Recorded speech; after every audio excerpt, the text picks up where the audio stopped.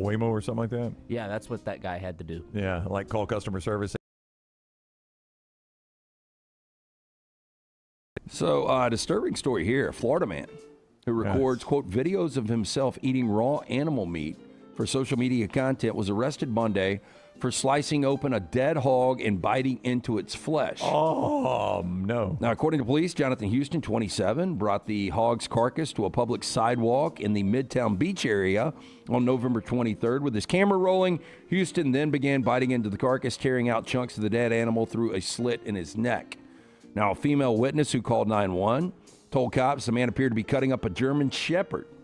Woman Easy to reported confuse, yeah. seeing the suspect, quote, cutting the animal's torso open with a knife and spilling blood onto the sidewalk. Now, using a description of the suspect's truck and a license plate reader system, cops quickly identified Houston and questioned him about the incident. Now, Houston confirmed that he was eating a deceased hog and provided police with a corresponding video, which is on his Not Suitable for Work Instagram page at this writing. About a little over 3,000 followers. As detailed in the court filing, police found probable cause to charge Houston with criminal mischief for creating a, quote, potential biohazard. So the Liver King we found out was fake, right? Yep. That guy was not what he said he was. He was roided up, man. Yeah. Yep. But this is Liver King, and you don't even look good doing it. Like, this guy looks rough, and he's eating raw meat, like straight off an animal. Like Yeah, the I would Liver almost King. say this is like, it looks like Ben Foster, the actor, a little bit with a hat and glasses. Oh, know him? The Liver King was just like, he'd go to the supermarket and buy a steak and just eat it raw, right? Yeah. Yeah. And then juice himself up with the human growth Well, hormone. sure, yes, as one does. But And did not own a shirt. I don't know if you knew that. with Liver King, no, Yeah, he no. liked to show you that he was cut up, yes. But that was bad, but this is worse. I mean, this is literally like peeling it off the bone and eating it, which really kind of gags me. I mean, I agree with Scott. Well, I mean, this is traumatic Scott for some says- kids, right? Yeah, Scott says this is disturbing even for this segment, but I agree. My former father-in-law, shout out, up in heaven, Julian Ennis, but he had a condo down in Pensacola. Okay. And so we would go to Pensacola sometimes, and I remember taking Leighton onto a pier one time, and these two necks were fishing, and he got the fish and was just spiking the fish against the wall. Why? In front of my 3-year-old daughter, just Why? because I guess he was a violent, like over-the-top, unstable person. But, you know, I don't know why people do stuff like this in front. Yeah, I would agree. In front of kids, yeah. This doesn't make any sense. In front of anyone's bad enough. Kids, even worse. This one's scary. Would you ever jump out of a plane? I know I've Nope, asked you before. Not going to do. I Gonna mean, get is the the same plane answer. is the plane crashing? No, no. Is this for Voluntary entertainment? jump. Nope. No, thank you. Jeeves, would you do it? If we can make some content out of it, yeah. Oh, we can make content out of Okay. it. All right. Well, let's Yeah. make note of that. All right. How about you drink the 3 Death Valleys and then jump out of the plane? That way you don't remember it. All right. Okay. We're going to work on that. So a skydiver had a miraculous escape after his parachute became caught on a plane's wing while 15,000 feet in the air. Here we go. The best summer nights of your life. How many of those were in a great t-shirt? Visit nextround.store to get the perfect t-shirt for the next perfect southern night. Nextround.store. The memories are waiting. It's bow time. Tired of choosing between sweet and savory? Why not have both? Introducing Bojangles' new chicken and bowberry waffles. The bold Cajun chicken filet you love, now drizzled with a bowberry honey glaze and sandwiched between 2 warm waffles. Which means your favorite meal of the day just met your new favorite dish. And lucky for you, it's served all day. But it's only here for a limited time, so try chicken and bowberry waffles at Bojangles today. It's bow time. You know what, D? I hate being on this highway with all these 18-wheelers. I don't know what I'd do if I got in an accident with one. First, call 911 to report the accident, and then hit up the gators of the litigation situation. Alexander Shannara Trial Attorney. Because accidents with 18-wheelers, delivery truck, and construction vehicles are complicated. Call 1-800-229-7989 or hit them up at Shannara.com. Alexander Shannara Trial Attorney. We go deeper. We fight harder. We win bigger. Call me out. Physical office location, Birmingham. Jim Dunaway, Lance Taylor, Ryan Brown. Live from the Birmingham Racecourse Casino Studios, the next round, presented by Bud Light, is on now. New dynasty with the Rams. They win. They clinched. The Broncos dynasty, maybe. They've clinched. Mahomes dynasty over with. ACL, we'll talk NFL later in the show. Basketball was good for a half for Alabama fans, and then Arizona flexed their muscle. We'll get to little hoops later on. But the big story around here is college football playoff week as we get going, and it's Kalen DeBoer contract extension time? Question mark. That seems to be in the works, but we did get a statement last night from the Alabama coach through YeaAlabama that said this. And it starts off the second or third time he's had to say this. My family and I are very happy in Tuscaloosa and remain extremely grateful for the support of President Moeller, Greg Byrne, the AD, the board, and so many others. We have an incredible opportunity in front of us. And he goes on in the final paragraph. I have not spoken and have no interest in speaking with anyone else about any other job. I am fully committed to this program and look forward to continuing as the head football coach at the University of Alabama. That's Kalen DeBoer through YeaAlabama last night. His name continues to be hot. Contract extension is out there. That discussion is being talked about. Nothing agreed upon or signed yet. Where are we today as it's game week for Alabama? Well, I mean, I think that's the easiest way to get this thing done is, say, hey, we've got a contract that we're signing. Like, if there is a new contract out there, and you guys have heard that, I've heard that, why hasn't it been signed? This is the easiest way to shut all this down. Yeah, I thought the telltale sign on the contract extension is Greg Byrne also released a statement, and I don't think, as an athletic director, you release a statement unless you're confident that your guy's going to stay, right? You don't release a statement, and then your guy only released a statement to get through Oklahoma week, then he bolts. See what I'm saying? Because then if you're Greg Byrne, boy, that makes you look awful. Yeah. I mean, you release a statement, and then your guy's out a week later. It looks like you're out of complete control. So I don't think Greg Byrne, who released a statement, also did so without knowing that this contract extension has either been signed and we're dotting some I's and crossing some T's, or it's about to be signed. I get this, but it's going to be a bad look overall if Kalen DeBoer was to leave. Oh, no doubt. Yeah, we are proud to have Coach DeBoer leading our football program at the University of Alabama from Greg Byrne. He's an incredible coach and does an excellent job with the development of our student athletes, both on and off the field. Just as he is committed to this team, we are committed to him, and we look forward to taking the field Friday in the first round of the college football playoff. I have so many friends, fans, people on social media that, I think still are on the fence about Kalen DeBoer, and I always clap back at them. All right, so if he takes the Michigan job, who do you want as coach? I was just having that discussion, and not 10 minutes What do they all ago. go, Lane Kiffin? They all are like, I don't know. And I said, that's exactly right. You don't know. This guy's one of the better coaches in college football, and after him, who are you going to get? Yeah. Look, and what's crazy is another reason I would get this thing signed on both sides for Byrne and DeBoer. You lose this game to Oklahoma on Friday, it's another 4-loss season. Yeah. But as you pointed out and others have many, many times, we've got to recalibrate on what seasons look like, right? It's a 10-2 season with a SEC championship and a playoff loss. 4 losses for Kalen DeBoer in this era is different than 4 losses for Gus Malzahn. Yeah, I get that to a point, but it is the second year. You're supposed to be better this year, and you shouldn't be getting a contract extension for losing 4 games. Yeah, but I think we're all smart enough to know contract extensions aren't always based on on-field performance. They're based on leverage when you're a Jimmy Sexton client especially. And Kalen DeBoer's leverage is, hey, look, he's had 2 major schools come after him already this cycle. You don't want that to happen, do you, Greg? Greg, do you want to lose Greg? Just tell me right now. I mean, he can go to Michigan, Greg. If you're not Jimmy, has he earned his money? I mean, Greg, if you want to talk that way, I mean, we'll go to Michigan. You want to get back in that coaching carousel? Who are you going to go hire, Greg? Man, I would tell you, people would lose so much respect. I'm not talking about Alabama people. I think people just in the industry, if he was to leave and go to Michigan. You're the biggest Kalen DeBoer I know guy I out there. am, but it would seem like would it not seem like he's running? Well, he would. Yeah, it would be a bad look. I mean, there is doubt. no reason. Yeah. I mean, Alabama right now is a better program than Michigan. But he says, I have not spoken and have no interest in speaking with anyone else about any other job. I'm fully committed. So all of this talk always is coming from the other side. Kalen DeBoer has never said anything about leaving, nothing but working for this program.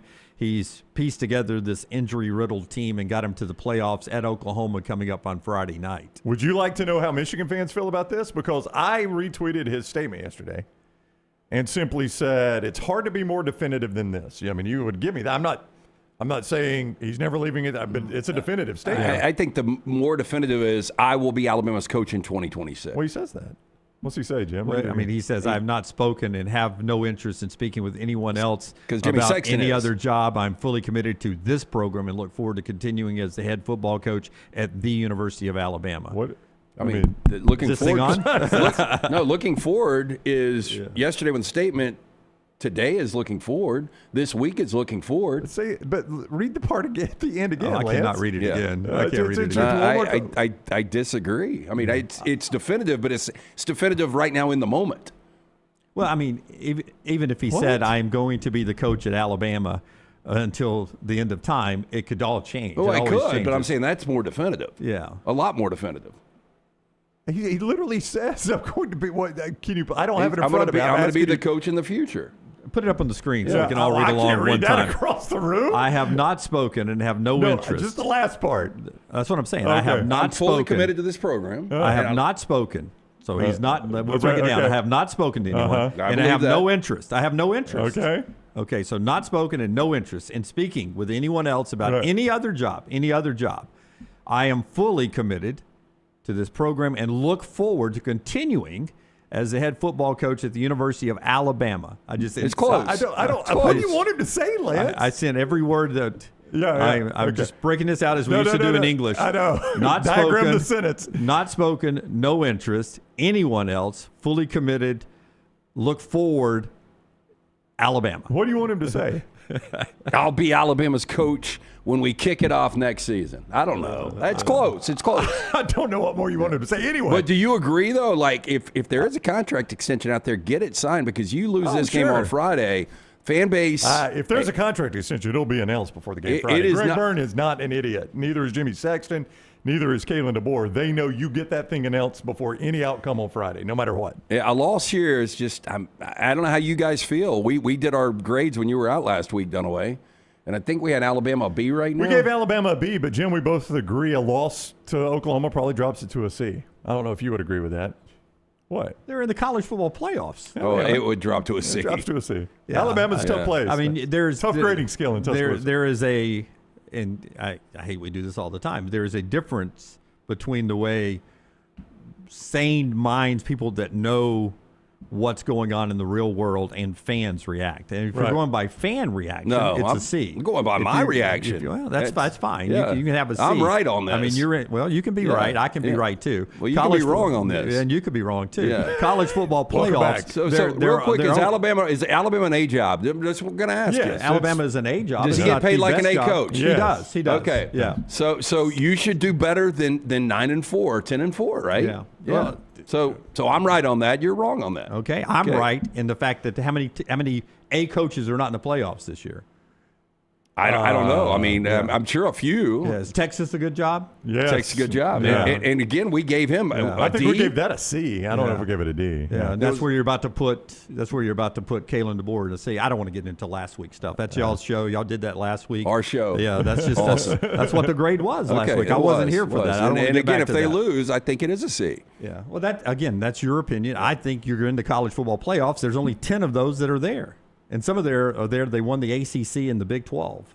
Right? But he's paid as a top 5 coach. The expectation is to win championships. You got blown out in the SEC championship, and if you lose to Oklahoma twice, a lesser team twice in a year, then it's a C. Yeah. So Oklahoma's a lesser team. I mean, that's what you said after the Oklahoma-Alabama game. Yeah. You said it, and we can pull the tape. Yeah. You said Alabama's a better team. They are. They are a better team, but Oklahoma's they're a lesser team that they would beat them twice in a year. They're in the playoffs with them, and they're the better seed and the betting favorite right now. Alabama is the betting favorite. yes. Alabama's the betting favorite. Yep. I thought it was they Oklahoma. have been the whole time. Yeah. I thought it was Oklahoma. It didn't flip around. No, it's No. still 1.5, and it has stayed there for quite a while. Interesting. So anyway, the Michigan fans. So I brought that up earlier, but I said it was definitive. LFG go blue. Michigan fans read this as, I don't care about this weekend's game. I'm shopping for homes in Michigan. As soon as I find one, I'm buying it in Ann Arbor. Barnabas, a Michigan fan, he's saying he's going to wait until after the playoffs, not going to pull a Kiffin. Bobby says your mom could be more definitive. Doug Your says, mom actually could, though. she probably could, I guess. Doug says a lot, capitals, could change in the next 5 days unless he signs some massive extension with a huge buyout. he could walk. See, all that is true now. All that is in this day and age. And for the record, I don't think he's going anywhere. Yeah. In this day and age, it doesn't matter. I mean, Eli Drinkwitz has signed a contract extension. Kenny Dillingham has one that's on the table waiting on him. Jesse Minter has a show cause, but it doesn't keep him out of this. Jed Fish, Jeff Brom, Clark Lee has signed a massive extension at Vandy. But it's the Michigan job.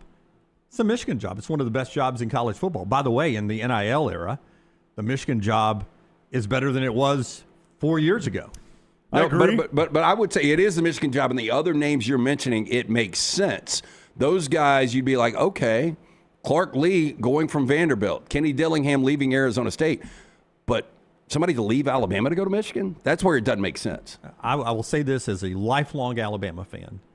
In this day and age, until we change the way we're doing things, it is going to be easier to be the Michigan head coach than it is the Alabama head coach because of the fundraising, the NIL possibilities. And the conference. You can't overstate. It's easier to win in the Big Ten than the SEC. But Michigan has the pipeline to untapped resources and money that I don't know if Alabama can ever spend as much as Michigan. And I know Alabama can't spend as much as Ohio State. Alabama is spending as much as they need as they continue to recruit at an unbelievable pace, and that's hats off to Kalen DeBoer and Courtney Morgan. But they're not doing it easily. They are milking the turnip, and I don't think in Michigan you have to do that. Michigan has an ungodly amount of money that the right guy will be able to tap in this world we're in now. Now I'm hoping, and I think all the boosters who support places like Alabama are hoping at some point soon we're going to have strict guidelines to where we're not having to call your best boosters every year and say, hey, we need $30 million more dollars. I would love to really see what the numbers are, at least with these rosters this year, because I wouldn't think it's too far off. Now Bryce Underwood might skew the whole thing. I mean, yeah, Michigan he would. No, I know Michigan's got deeper pockets, no doubt. But you agree that Alabama's doing an unbelievable job at fundraising and their boosters are doing an unbelievable job contributing.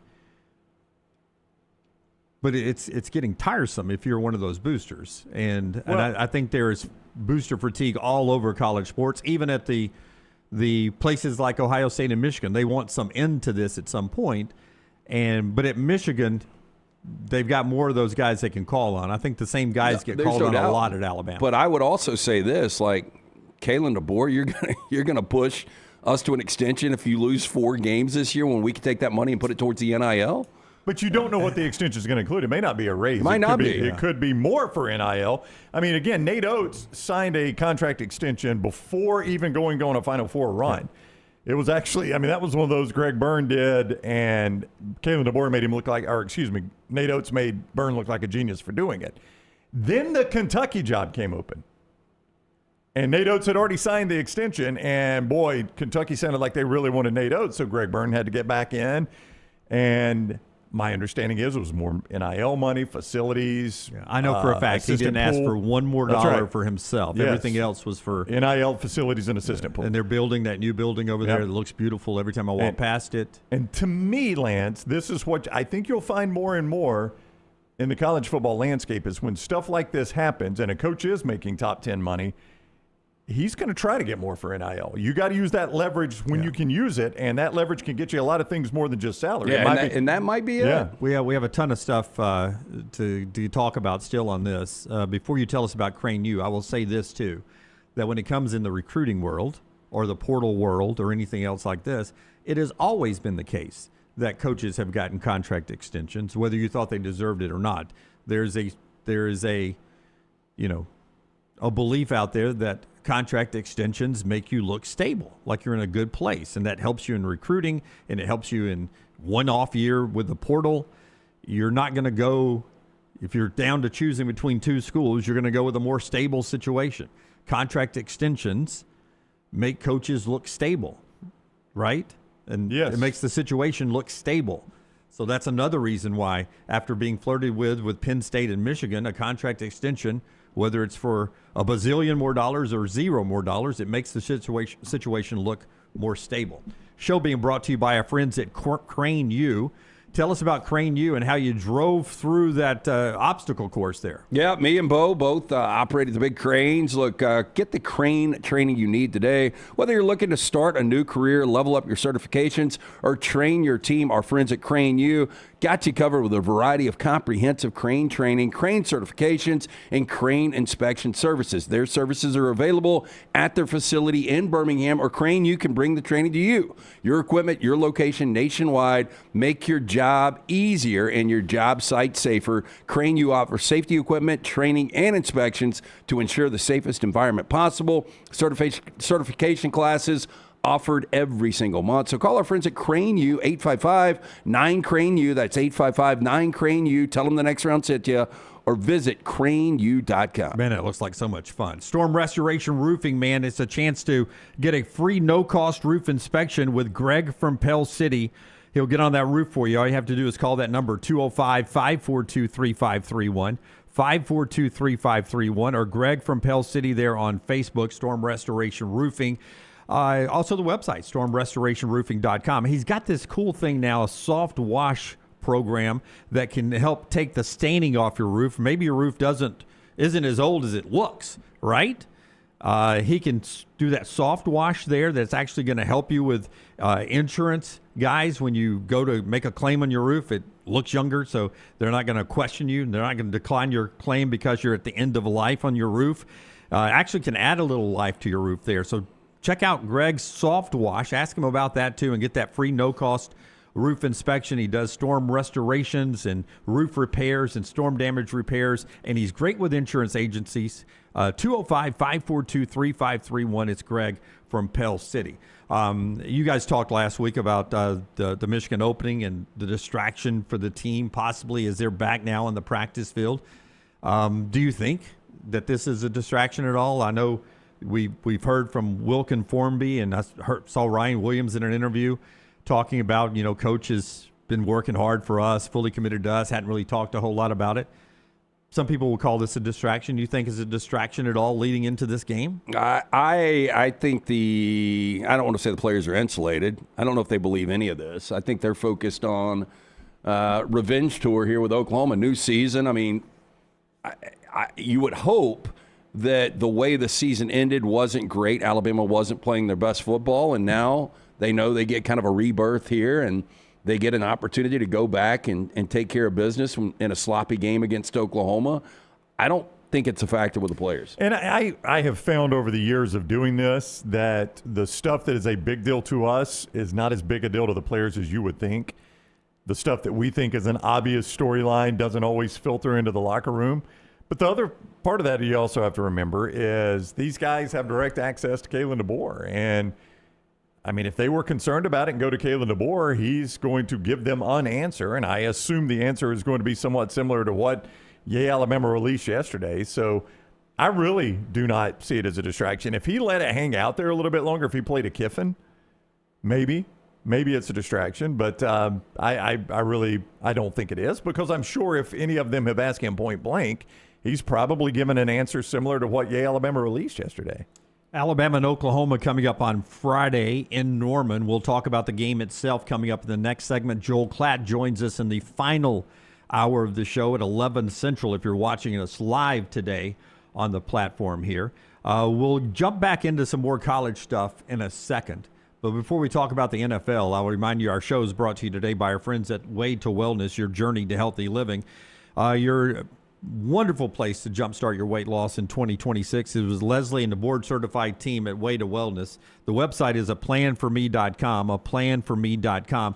No contracts, no sign-up fee, and your first consultation's free. And she has a whole variety of ways to help jumpstart your weight loss, including injection therapy, the meal plans, the protein bars. I'm about to have one in the commercial break here.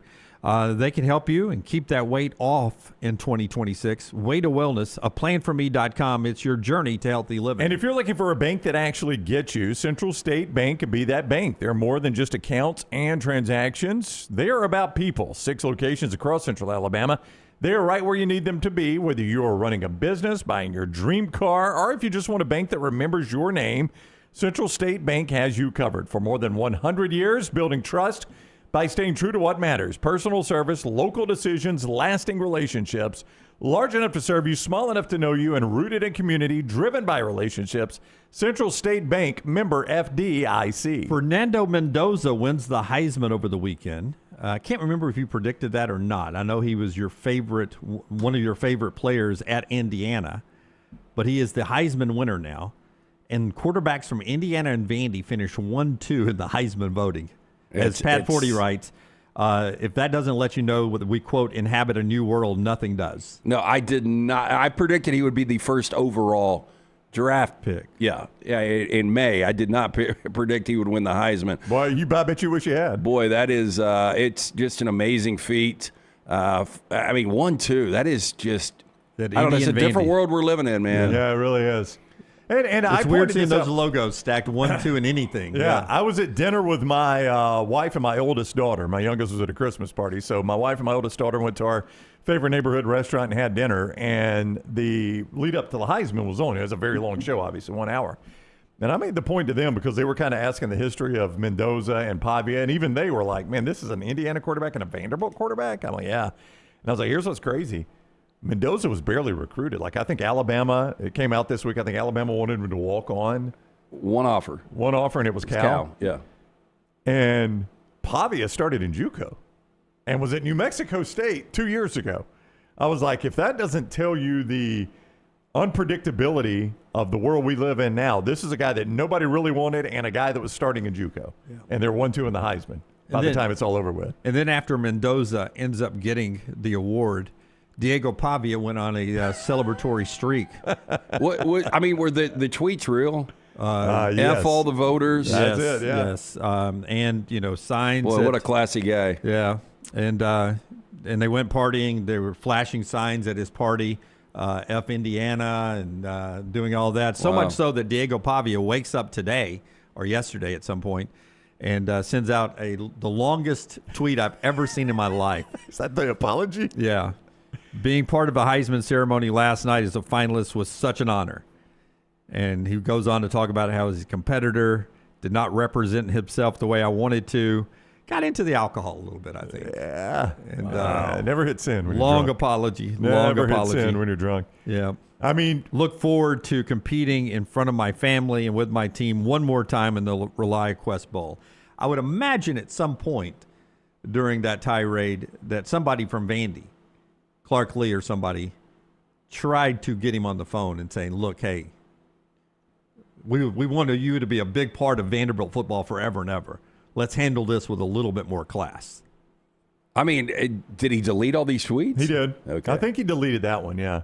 The one Scott showed. Yeah. I mean, just when, like, normally a Vanderbilt quarterback that is able to play to a Heisman level is going to be one of the most beloved players. You're going to really fall in love with the guy. And this guy does everything possible to keep you from doing that. Yeah, and I've been on his side the whole time. Like, you like the swagger, you like the edge, you don't really mind the trash talking, but things like this, absolutely ridiculous. Yeah, I don't understand it. It helped him on the field. It hurt him. Yeah, on over the weekend a little bit. I'm glad he didn't win it now. What can you imagine if he'd have won it? What it would have been like? I mean, and unfortunately for him, this is going to be his final image for a lot of people because not a lot of people are going to watch him play in the Rely Quest Bowl. And I don't think he's got a professional future. So I don't know what his future holds beyond. It's funny, though. Brock Heward, we do Unlocked, and last week we were talking about the future for Diego Pavia, and he's like, he'll probably get drafted late, which surprises me. Brock hasn't seen him like we have, though. No, that's what I said, man. Like, we saw him at SEC Media Days. He literally looked like a waiter. Yeah, I mean, he's not 6 feet tall. 5'9", 5'10". Yeah, can you put the tweet up again? Because you had the picture with the other Heisman finalists there. Which is very telling. Yeah. And everyone was, no, not the tweet, I'm sorry. The picture, you had The Instagram post, the F. Yeah, that one. Well, that's not the other Heisman finalist. You know, it looks like that's his buddies. It looks that's his like buddies, but he's the shortest one in the group. Well, it looks like Joe Pesci in Casino. It does. You know, I mean, this is Tommy in Casino or Nicky in Casino with everybody else around him. Yeah, with the other Heisman finalist, it was Yep. He was way down, and everyone was tweeting like 6 foot. Somebody, either 3 people are lying about their height, or one person's lying about their height in this picture. Yeah, it was not a. It was a telling sign of his height there. But hey, people have lied about their height all the time. Kyler Murray wasn't as tall as he said. I don't know if. Do they list Bryce him Young at was. 6 feet though? Yeah, I think they do. I'm you just have pulling to it real now. quick. Yeah, I mean, I don't know why people think you're going to play that game because eventually you're going to be 6 feet 207. Hey, by the way, that's his offensive line there. That is? Yes. Yeah. Wow. Okay. How did you ever see downfield? Yeah, when they showed the picture of them at the, I mean, it just looked so funny because you could tell they were just on edge, ready to party. Like every one of them. Everyone was 'Cause ready Chris to get out of the Fowler, room. there's the offensive line over there. What time's the party start? In the NFL yesterday, the Rams clinch, the Broncos clinch. Impressive wins: Rams over Lions, Broncos over Packers. 2 big games, 2 playoff-like games. For your Rams, what does the rest of the season look like It's now? tough. It's Thursday night. They were listed as a 1.5-point favorite in Lumen over Seattle. Devontae Adams will not play, probably won't play the rest of the regular season. Hopefully he'll be ready for the playoffs with that hamstring injury. That's not season ending. Not season ending yet. Didn't look good. Within 5 minutes of play time, you had he went down. Puka went down. The Puka injury was nothing because he ended up coming back, but it was a scary moment. But I thought the Rams' first half, their defense was awful, but the offense for the Rams was unstoppable in the second half. But they go into Seattle. They win that game. It's all but done. They will get home field throughout the playoffs because they've got Atlanta, and then they close with Arizona. Seattle's got a more difficult road. Seattle's still got Carolina on the road, so they got to go back to the East Coast. And then they finish out with San Francisco on the road. So this is a game Seattle's got to win. I actually think Seattle probably beats the Rams on Thursday night. It was a great game first time they played. Sam Darnold does it, turn it over 4 times. They win that game. But I don't know how much of the game – I'm sure you guys watched Phillip Rivers yesterday. I did. I mean, I can't believe we're talking about a Seattle team that almost lost to Phillip Rivers and the Colts at home. I think the game plan, and I could be completely wrong, and I couldn't keep I was trying to watch the Rams as much as possible, but I couldn't keep my eyes off Phillip Rivers. It was like you kept thinking you were going to see a car wreck, and you almost never did. But, they didn't score an offensive touchdown. It was 6 field goals from Jason Myers, and it's almost like the game plan was we don't have to go out there and do much. Our defense just needs to play well. And I thought they got a little conservative offensively, but they find a way to win. I was hoping the Colts was going to be a great storybook win for Phillip Rivers and the fact that it would cripple the Seahawks. But this will be a hell of a game Thursday night. Game of the year so far. We'll get back to We'll get back to the Phillip Rivers story a little bit later in the show. Broncos win. They scored a lot of points, 34-26. But the big story yesterday was the injury to Micah Parsons of the Packers in that game, ACL, done for the year. And then Patrick Mahomes' ACL, done for the year, maybe even into the start of next year, and Kansas City is officially done. They are eliminated. There's no path for them now, and that is the end of an amazing run of not only Super Bowl championships, but 7 straight, the whole Mahomes career of being in the AFC Championship game. I think it was the last game going in the early window, so pretty much everybody in the country was watching, and that was a bizarre 5 minutes to watch. You watch Mahomes go down hurt, Minshew comes in, he throws the interception, and in basically 5 minutes of real time, it felt like, I don't know what the actual real time was, Mahomes tears an ACL, and they get knocked out of the playoffs. And it was a surreal 5 minutes of football to watch. Yeah, I assume we'll see Mahomes again. I don't think we'll see Travis Kelce. So, one of the great connections of all time, that is done. I think anybody outside of a Chiefs fan doesn't mind seeing this. You don't want to see Mahomes get hurt. But I don't think anybody minds seeing the Chiefs get the door slammed on them. You don't think Mahomes will retire, though, right? I wouldn't think, but if you're Mahomes, you look at this roster, how good's it going to be? I don't think he will. Yeah, How old is he? He already... he's probably only 33, 34. He's already that old, huh? Yeah, I got him at 29 or 30. 30. 30. Yeah. By the start of next year, he'll turn 31. But, I wouldn't think Aaron Donald, different position. Aaron Donald retired at 30. You do wonder, though, if it affects the way he plays the game now. I mean, He looked slower this year to begin with. Yeah, I kind of agree. Yeah. And Yeah. they said he'd been struggling with that knee for a long time, and it finally just gave way. But I mean, if he's more hesitant to run, I mean, that's part of his. Yeah. That's part of what makes him so difficult to defend. His escapability. Well, that's a little bit of the NFL. Dolphins and Patriots tonight. Back to the game on the field with Bama and Oklahoma coming up in the next segment. You got that Monday night game. You can play that at lanceslock.com. Lanceslock.com, brought to you by our friends at Hemphill. Nice week in football. 8-0 in football. 6-0 in the NFL this week. 2-0 in the college game. We had Army against Navy. We had Washington, our first bowl game against Boise State. So on a heater right now. Jump on board, win with us. We will have a side in the NFL matchup tonight between the Dolphins and the Pittsburgh Steelers. It is always brought to you by our friends at Lance's Lock. Trust the name. Birmingham has trusted since 1954. For all of your plumbing, heating, cooling, any of these issues arise in your home or business, they are ready to serve you.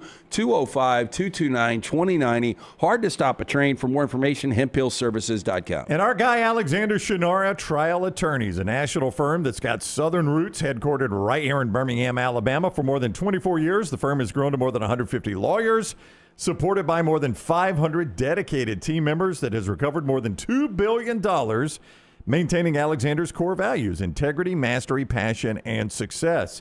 So when you find yourself in need of a lawyer, Alexander Shinara Trial Attorneys is your first stop. You don't pay a dime unless they win your case, not one dime unless they win your case. Shinara.com, Shinara.com. Take the next round anywhere you go with official Next Round gear. Buy yours today at nextround.store.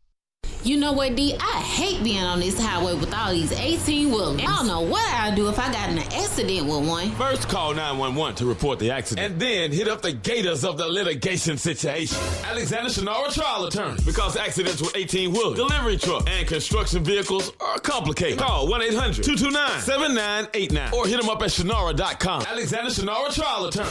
We go deeper. We fight harder. We win bigger. Physical office location, Birmingham. What are you waiting for? It's non-stop gaming action at Birmingham Racecourse Casino. Come play more than 900 of the latest and greatest games around, featuring fun bonuses and big jackpots.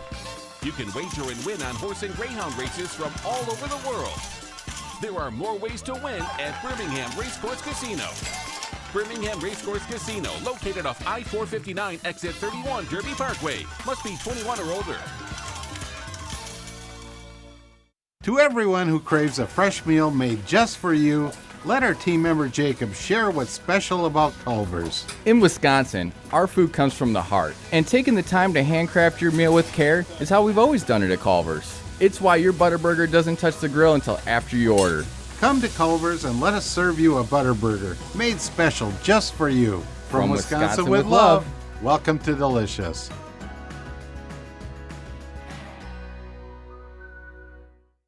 At Central State Bank, we are large enough to serve you and small enough to know you.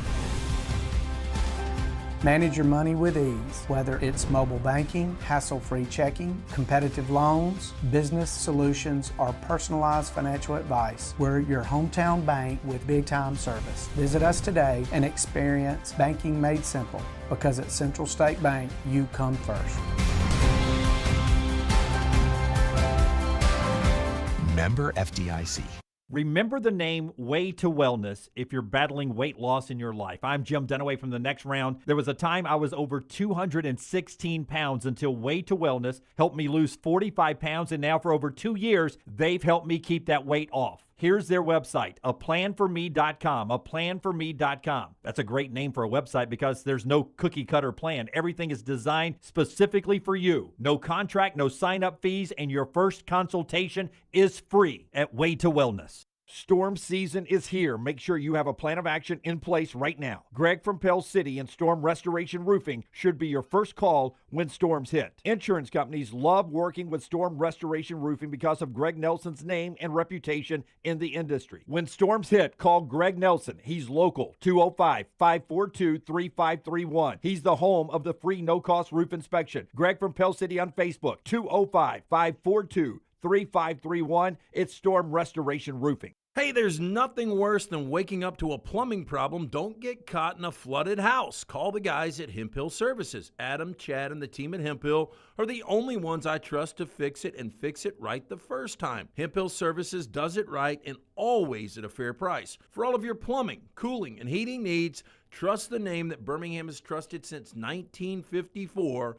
That is Hemp Hill Services. Call now, 205-229-2090. That's 205-229-2090. It's bow time. Tired of choosing between sweet and savory? Why not have both? Introducing Bojangles' new chicken and bowberry waffles. The bold Cajun chicken filet you love, now drizzled with a bowberry honey glaze and sandwiched between two warm waffles. Which means your favorite meal of the day just met your new favorite dish. And lucky for you, it's served all day. But it's only here for a limited time, so try chicken and bowberry waffles at Bojangles today. It's bow time.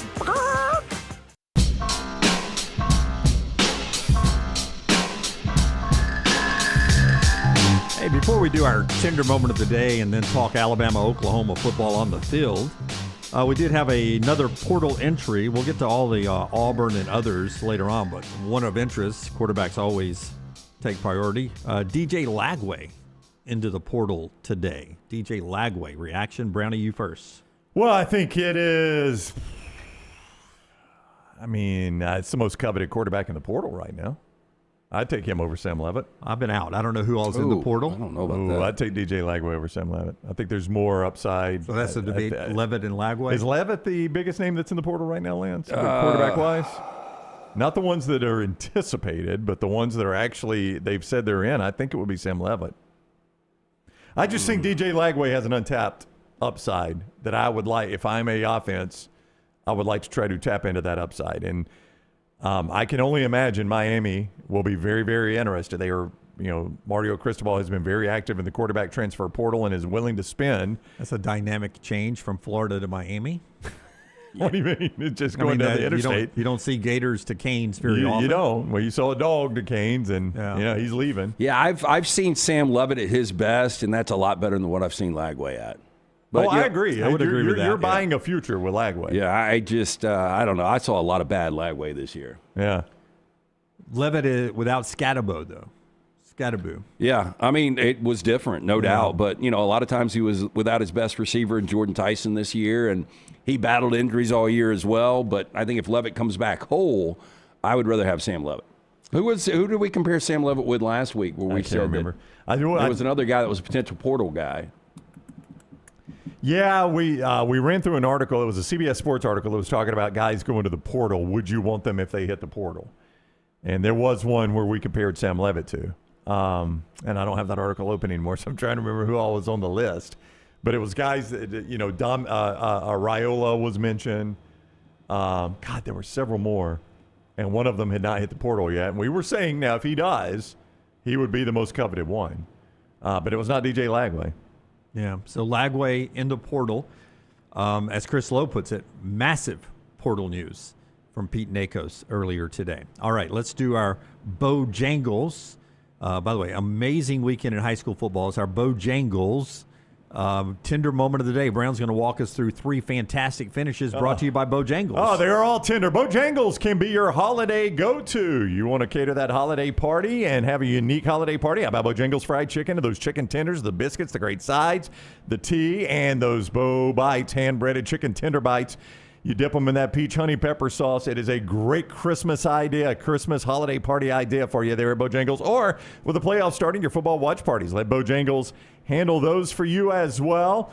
Whether it is breakfast on the way to work or school tomorrow, whether it's lunch or dinner today, you can make it bow time. All right, Tyler, hit it. This is our tender moment. We're going to start in the state of Louisiana. This is going to be Shaw and St. Charles. Extra point to force overtime. St. Charles misses it. This is Tyler Melito who misses the extra point. They're going to lose the game, right?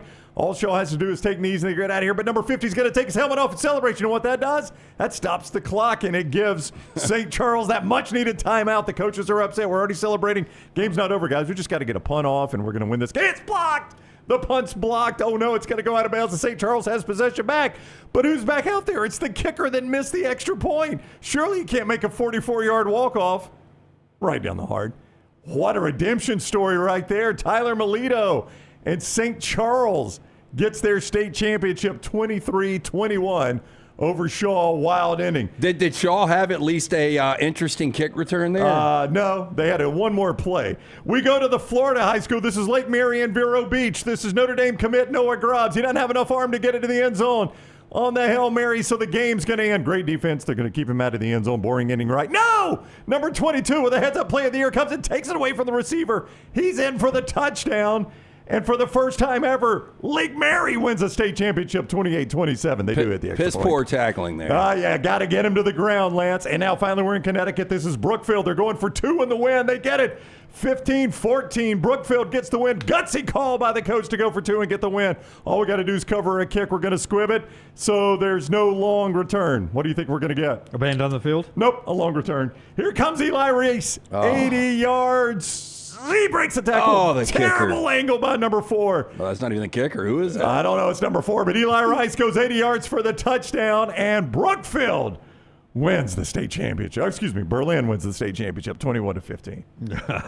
What a weekend. Are these the 4 endings we're going to get this weekend in our college football One could only hope. I'd be happy for 2 of them right there. All right, those are our tender moments of the day. The show brought to you by our friends at Odie's. Tell us about Odie's. Odie's Tavern, we will be out there multiple times this week. Wednesday, we're going to be doing a live show, 4 to 6. Our friends from Company Distilling are going to be out there for an activation at the Edgewood location, and then me and Brown will be at the Crestline location, the original for Odie's Team Trivia. We do it every Wednesday night, live music every Thursday, Friday at Odie's, but just a great place. Sit back, watch all your college football playoff action, and enjoy the great food from Rodney Davis. Been doing it for more or close to 4 decades now. The wings, the burgers, the sandwiches, ice cold beer buckets, full of the Bud Light. Birmingham Institution, it's Odie's Tavern. And our friends at Urology Centers of Alabama, your chance to stay on top of your health, guys. With 16 wonderful locations for over 70 years, it's Urology Centers of Alabama, 205-930-0920,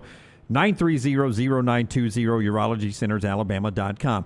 Prostate health to kidney stones, everything in between, early detection can save your life when it comes to your prostate health, guys, but they handle everything for you right there. As I said, with the great urologists that have been there helping you out in 16 locations, growing for over 70 years. Urology Centers of Alabama, 205-930-0920, urologycentersalabama.com.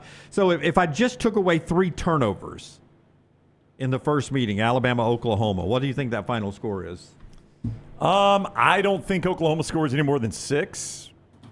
And Alabama, even with all of that, scored, 21, 22? 23-21. 23-21. Yeah. So I'm willing to say it's something in the neighborhood of 21-6. Maybe even 30-6. I mean, Alabama probably scored some more points. Just to remind you, Ty Simpson in that game, 28 of 42, 326 yards, 1 touchdown, 1 pick-6 interception. Daniel Hill ran the ball 15 times for 60 yards, had a 28-yard run. And John Mateer carried it 10 times for only 23 yards. One of that was the 20-yard touchdown run. So they kept Mateer's legs in check. Xavier Robinson was their leading rusher for 34 yards. So they really held the rushing attack in play.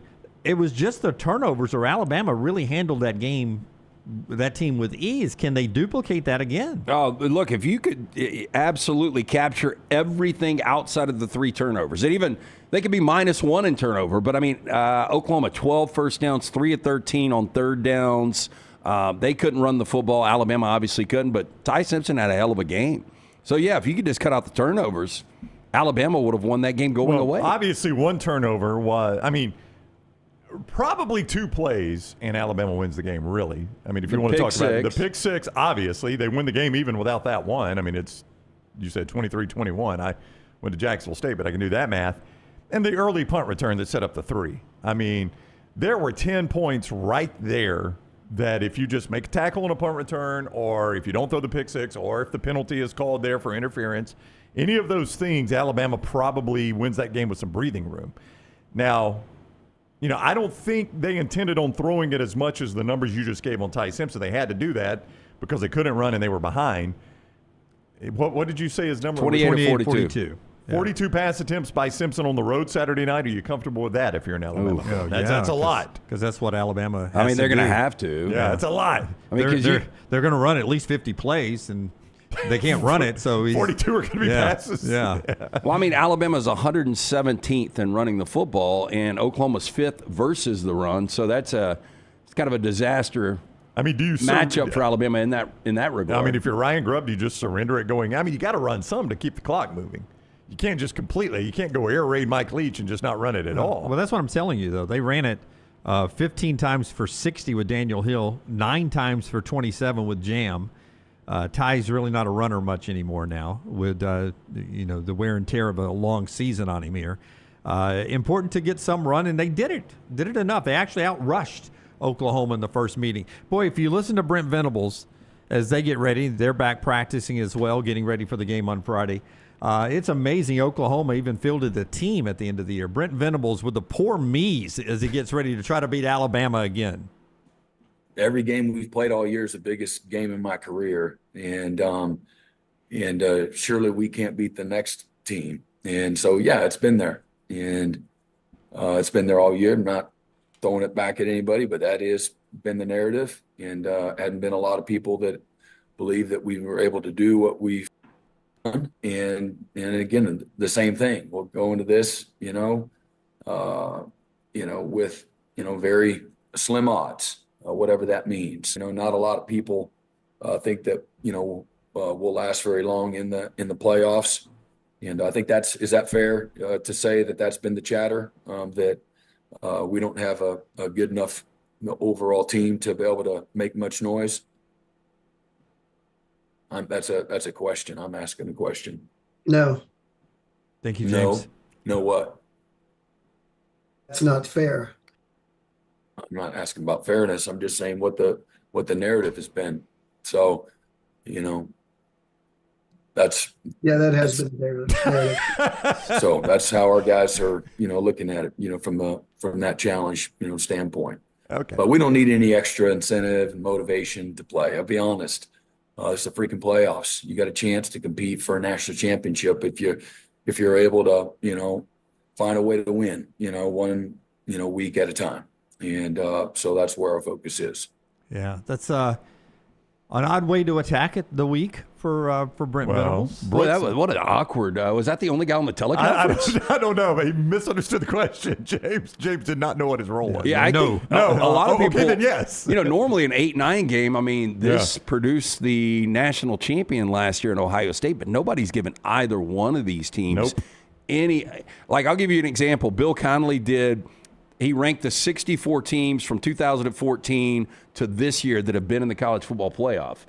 And he has got this Alabama team 58th, and he has Oklahoma 57th. So, nobody believes the winner of this game can beat Indiana. Yeah, I mean, as Brooks points out, Venables spent a long time with Dabo Swinney, and that sounded a lot like a Dabo Swinney press conference before. It really did. Yeah, that's a great point. Brooks nailed it on the back row back there. That's a lot of Dabo in that. That's a great point. That is a little of the Dabo to Gene Stallings poor me's. That's right, poor me's. Yeah. But I'm with Lance. James misunderstood the question. It's true on both sides. Nobody thinks either one of these teams can go too deep. It's because of the offenses. Yes, they're not complete teams, and they aren't. I mean, to be fair, these are not complete teams. I mean, it's hard to see either one of these offenses against Indiana. You saw Indiana's defense and what they did to Ohio State just last week. So, it is. I mean, the reality of the situation, if Alabama wins this game as a favorite, they're only going to be a 4.5 to 5.5 point dog against Indiana. So, I mean, they're going to be within a touchdown. I think Oklahoma, they're not a complete team. They have got one of, if not the best defense in the country, one of the best, certainly. They don't run the ball well at all. I mean, these teams are a lot alike. They don't run the ball well at all, and their quarterback has been, since his injury, it could all be injury related. It could just be catching up. I don't know. But the quarterback just hasn't been great a lot lately. Alabama has a really, really good defense, one of the best in the nation. They can't run the ball, and their quarterback, once great, has not played his best football in the last month. I would say the difference between these two teams is Oklahoma's exceptional in special teams, and Alabama's not good in special teams. Yeah, but then I would also, and I think you guys would agree, Ty Simpson, better year than John Mateer, and Kalen DeBoer, much better proven coach than Brent Venables. I would right agree now. with both those Yes. things. Yes. Yeah. Yes. Special teams has got to scare you to death. Well, though. special teams does. I will say this: Alabama's coming off. I mean, the special teams really didn't even show. I mean, they weren't asked to do anything against Georgia except punt, right? Well, you got one blocked. That's true. That's a good point. Yeah. Probably a game changer. Yeah, I mean, it really was. Yeah. What was the score at that point? Yeah, it was nothing. Yeah. I know we can't play GIFs. I wish we had GIFs ready to go because that was Brown doing that Homer Simpson where he walked out of the bush and then went, whoa. Yeah. Back of the bush. Well, he really didn't ask to do much in the. All they had to do was punt. Yeah, I was That's more one so. job. I was more so thinking field goals. So let me step back out of the bushes here as Homer Simpson. As far as field goals go, they weren't asked to do much, but the last time field goals were asked to do something, he was pretty dang good. I mean, the Iron Bowl, when everybody was like, "Boy, don't even try to kick," Connor thought he at least did his job there. So, I mean, maybe that's something. Have you guys gotten an update on the weather? Last I saw, Lance, high in the 60s that day. Yeah, it's not bad. The low's 32, sunny, high 58. Yeah. Not the frozen tundra that some Oklahoma fans, I guess, would be hoping for, and that you're fearful for when you're playing this time of year. But it's going to be a nice football weather for the game coming up Friday night. Game day there, both there and the morning game in College Station. 2 game days this week, and we'll talk to Joel Klatt more about that coming up at 11 o'clock. Before we get to the viewing menu, I do want to get to a little basketball over the weekend, brought to you by our friends at Alabama Power, Browning. Alabama Power wants to make sure with this crazy weather. I mean, to Lance's point about the weather, here just in our fair city of Birmingham, it was in the 60s Saturday, high in the 30s Sunday. Listen, it goes up and down, and that's why sometimes your power bill could as well. So check out Alabama Power's free My Power usage tool. It helps you track how much energy you're using and when. It's a great way to spot patterns and avoid surprises. Plus, Alabama Power offers easy tips to help you save. Visit alabamapower.com/mypowerusage to learn how to manage your usage and keep cost in check. Alabama and Auburn playing over the weekend. Auburn beats Chattanooga in Atlanta, where Auburn always wins in that holiday game they play over at State Farm. Game a little closer maybe than you wanted it to be for a little bit against a team like Chattanooga, but Auburn gets a win coming off of that unbelievable schedule they played. Alabama. Pettiford, though, is heating up. I mean, he's averaged 20 points over his last 6 games. Keyshawn Hall's been great, so starting to find that offense. And that's huge as we approach conference play. Now, they lost to Arizona by 29 in Tucson, true road game.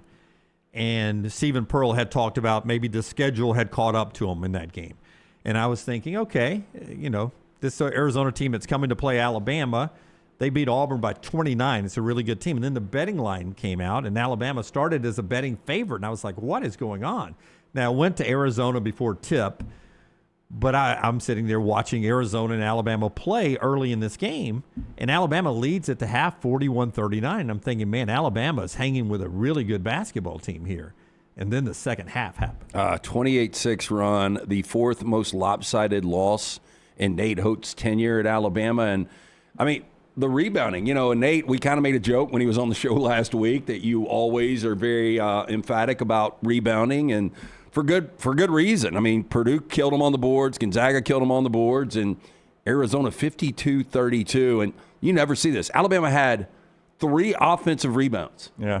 Oh, boards. You hear Nate Oates, all that. That was the joke we made is if I had $1 for every time you complained about boards after a loss, I wouldn't be having to do this interview. Yeah. That's what Nate talked about after the game. And he makes it sound like it's a long-term problem for Alabama. Here you go. We've got rebounding issues. Until we fix them, we're not really going to be able to beat a good team. We had 2 solid wins in St. John's, Illinois, but the 3 elite teams we played, we've lost 2 because we get our tails kicked on the glass, and today was just as bad as, maybe worse than any of them, because at least against Purdue, we got a few old boards ourselves. We didn't get any, and we ended up with 1. Keaton Bristol got 1 old board in the second half. We had 1 offensive rebound the entire second half. I bet that practice is going to be good. Do we have the sound on Taylor Boboa? Yeah, he didn't like that either. He didn't like his play. I don't think we have that sound specifically. We have the sound about timeout, so if you want that, cut 7, Tyler, if you will. Go ahead. Well, I was just going to paraphrase what he said about Boboa. And I mean, quote Taylor, not even paraphrasing, it's the big factor, plays a lot of minutes, doesn't get many boards at 6'10". Easiest to fix the problem, but if he doesn't want to do it, we will find someone who will. Yeah, that was very direct about Taylor Bowen. He plays a lot of minutes, that's for sure. And then during that, it was at one point 28-6, but it was an 11-0 run at one point, and you could hear fans screaming timeout, call a timeout, call a timeout. Alabama was 1 of 13 during that 28-6 stretch from 3. But, I mean, they would come down, and it would be Aiden Sherrell shooting a 3 or Taylor Bowen. Bong. Yeah, and they were missing Sherrell missed the whole rim one time during that. Missed everything. So not even the right guys were shooting threes. And it was just getting away from them. And the crowd was screaming, timeout, timeout. So Nate got asked, why not a timeout right there? Second half there, when they went on that 28-6 run, you elected to let your guys play through it. Just the rationale for not taking a timeout there, it let them kind of sit with it. Yeah, call a timeout and tell them play harder. Call timeout and make adjustments. I'm not going to call timeout and tell them play harder. And these guys are supposed to be competitors. Compete, play hard. So I didn't think there was any defensive adjustments to make. The adjustment was made to play hard. So if the adjustments to play harder, they need to figure that out on the fly. No, not going to waste time out to tell them to play harder. You see both the players, Wrightsell and Phylon, agreeing with them. I mean, it is a feel thing on timeouts. Now, watching from the couch, it seemed like you were going to get a timeout during that stretch. Most times you do. Yeah, just maybe to say, hey, Taylor, Aiden, I love green light for everybody. But right now, this is slipping away from us. Let's see if we can get Wrightsell or Phylon to shoot But one. also yellow on yellow. To take Arizona's rhythm off. Arizona was in such a zone at that point. I joked with Brown before I tweeted this out. If I lose the bracket challenge this year, I will lose it with Arizona and Michigan in my finals. They're good. I mean, you talking about Final Four or finals? Finals. Yeah. I'm almost willing to throw Gonzaga in that Final Four. Yeah. This is going to be really, really tough. I mean, we talked about Diabate. You talked about Grant Nelson, Amore. I mean, they're missing the bigs from last year. Yeah, they're missing. That's going to be a problem. And Sherrell played one of the best first halves I've ever seen him play. Had freaking 8 blocks. Yeah, had tons of blocks. Didn't miss a shot. Just after I tweeted that at halftime, he disappeared. Actually had full body spasms. The landmine of the year. My gosh. Full body spasms, cramps, full body cramps. He had so many minutes in the first half, they had to shut him down in the second half. I mean, I know it's stupid to say this. It is almost Arizona, Michigan in the field right now. Yeah, that's the way it looks. Yeah, that stuff can change, though. I mean, we've seen that happen, when teams look amazing in December, November, December, and then, conference play and things change. But if I ask you right now, if I give you Arizona, Michigan, or the field, which bet do you take? I still take the field, but I got to think about it. It'd be tougher with those two. Yeah. But, I mean, Arizona, not only the 19-point win Saturday, but they've already beaten UConn, Florida. You mentioned Auburn basically by 30 and UCLA. Yep. 5 ranked wins, to your point there, before we even get to January 1. But this is the difference in football and basketball. Like, I know people got frustrated with it, Oates not calling a timeout, and you can tell he was sending a message right there by not calling that timeout. You can do that in basketball, right? Yep. Yeah, because you can lose the game. Yeah, you can lose this game in basketball, and you can go back and say, okay, y'all thought you were good enough just to go out there and half-ass it? I didn't call a timeout when you were half-assing it. What was that run? Again, 28-6. 28-6, Coach. That's how good you are. Yeah. Okay, so if y'all want to half-ass it all year, we'll be in the NIT, or you can actually play hard. And that's what people say is the brilliance of his scheduling, Stephen Pearl's scheduling. You play these games now, you correct the problems before you get to SEC play. God, but, if I would have said Phylon has 24 and 10 and Wrightsell has 21 and Sherrell has the 8 blocks, Alabama has 15 blocks, Arizona only has 1, Alabama's up at half, how was this a 19-point game? Yeah. That's pretty crazy. And now 15 turnovers and getting beat by 30 on the boards. Luckily, it was only 19, to be honest with you. It was was it 19 or 21? Whatever it was. It's lucky. It's 21. Luckily, it was that close. It could have been a lot worse. the way it looked there for a long period of time. Good atmosphere down there. Congratulations to the Night Edie folks for putting that on. CM Newton Classic on. Packed house there, and I know it was a fun atmosphere. Was it a sellout? Yeah, I think it was finally ended up being a sellout there. It was packed to the rims, and it was always good to see the city of Birmingham. I sat there and it reminded me of the old days of when this used to be a big Alabama town, and Alabama would have a big event. You see a bunch of people you knew at games. It was really cool to see that happening down at Legacy Arena. All right.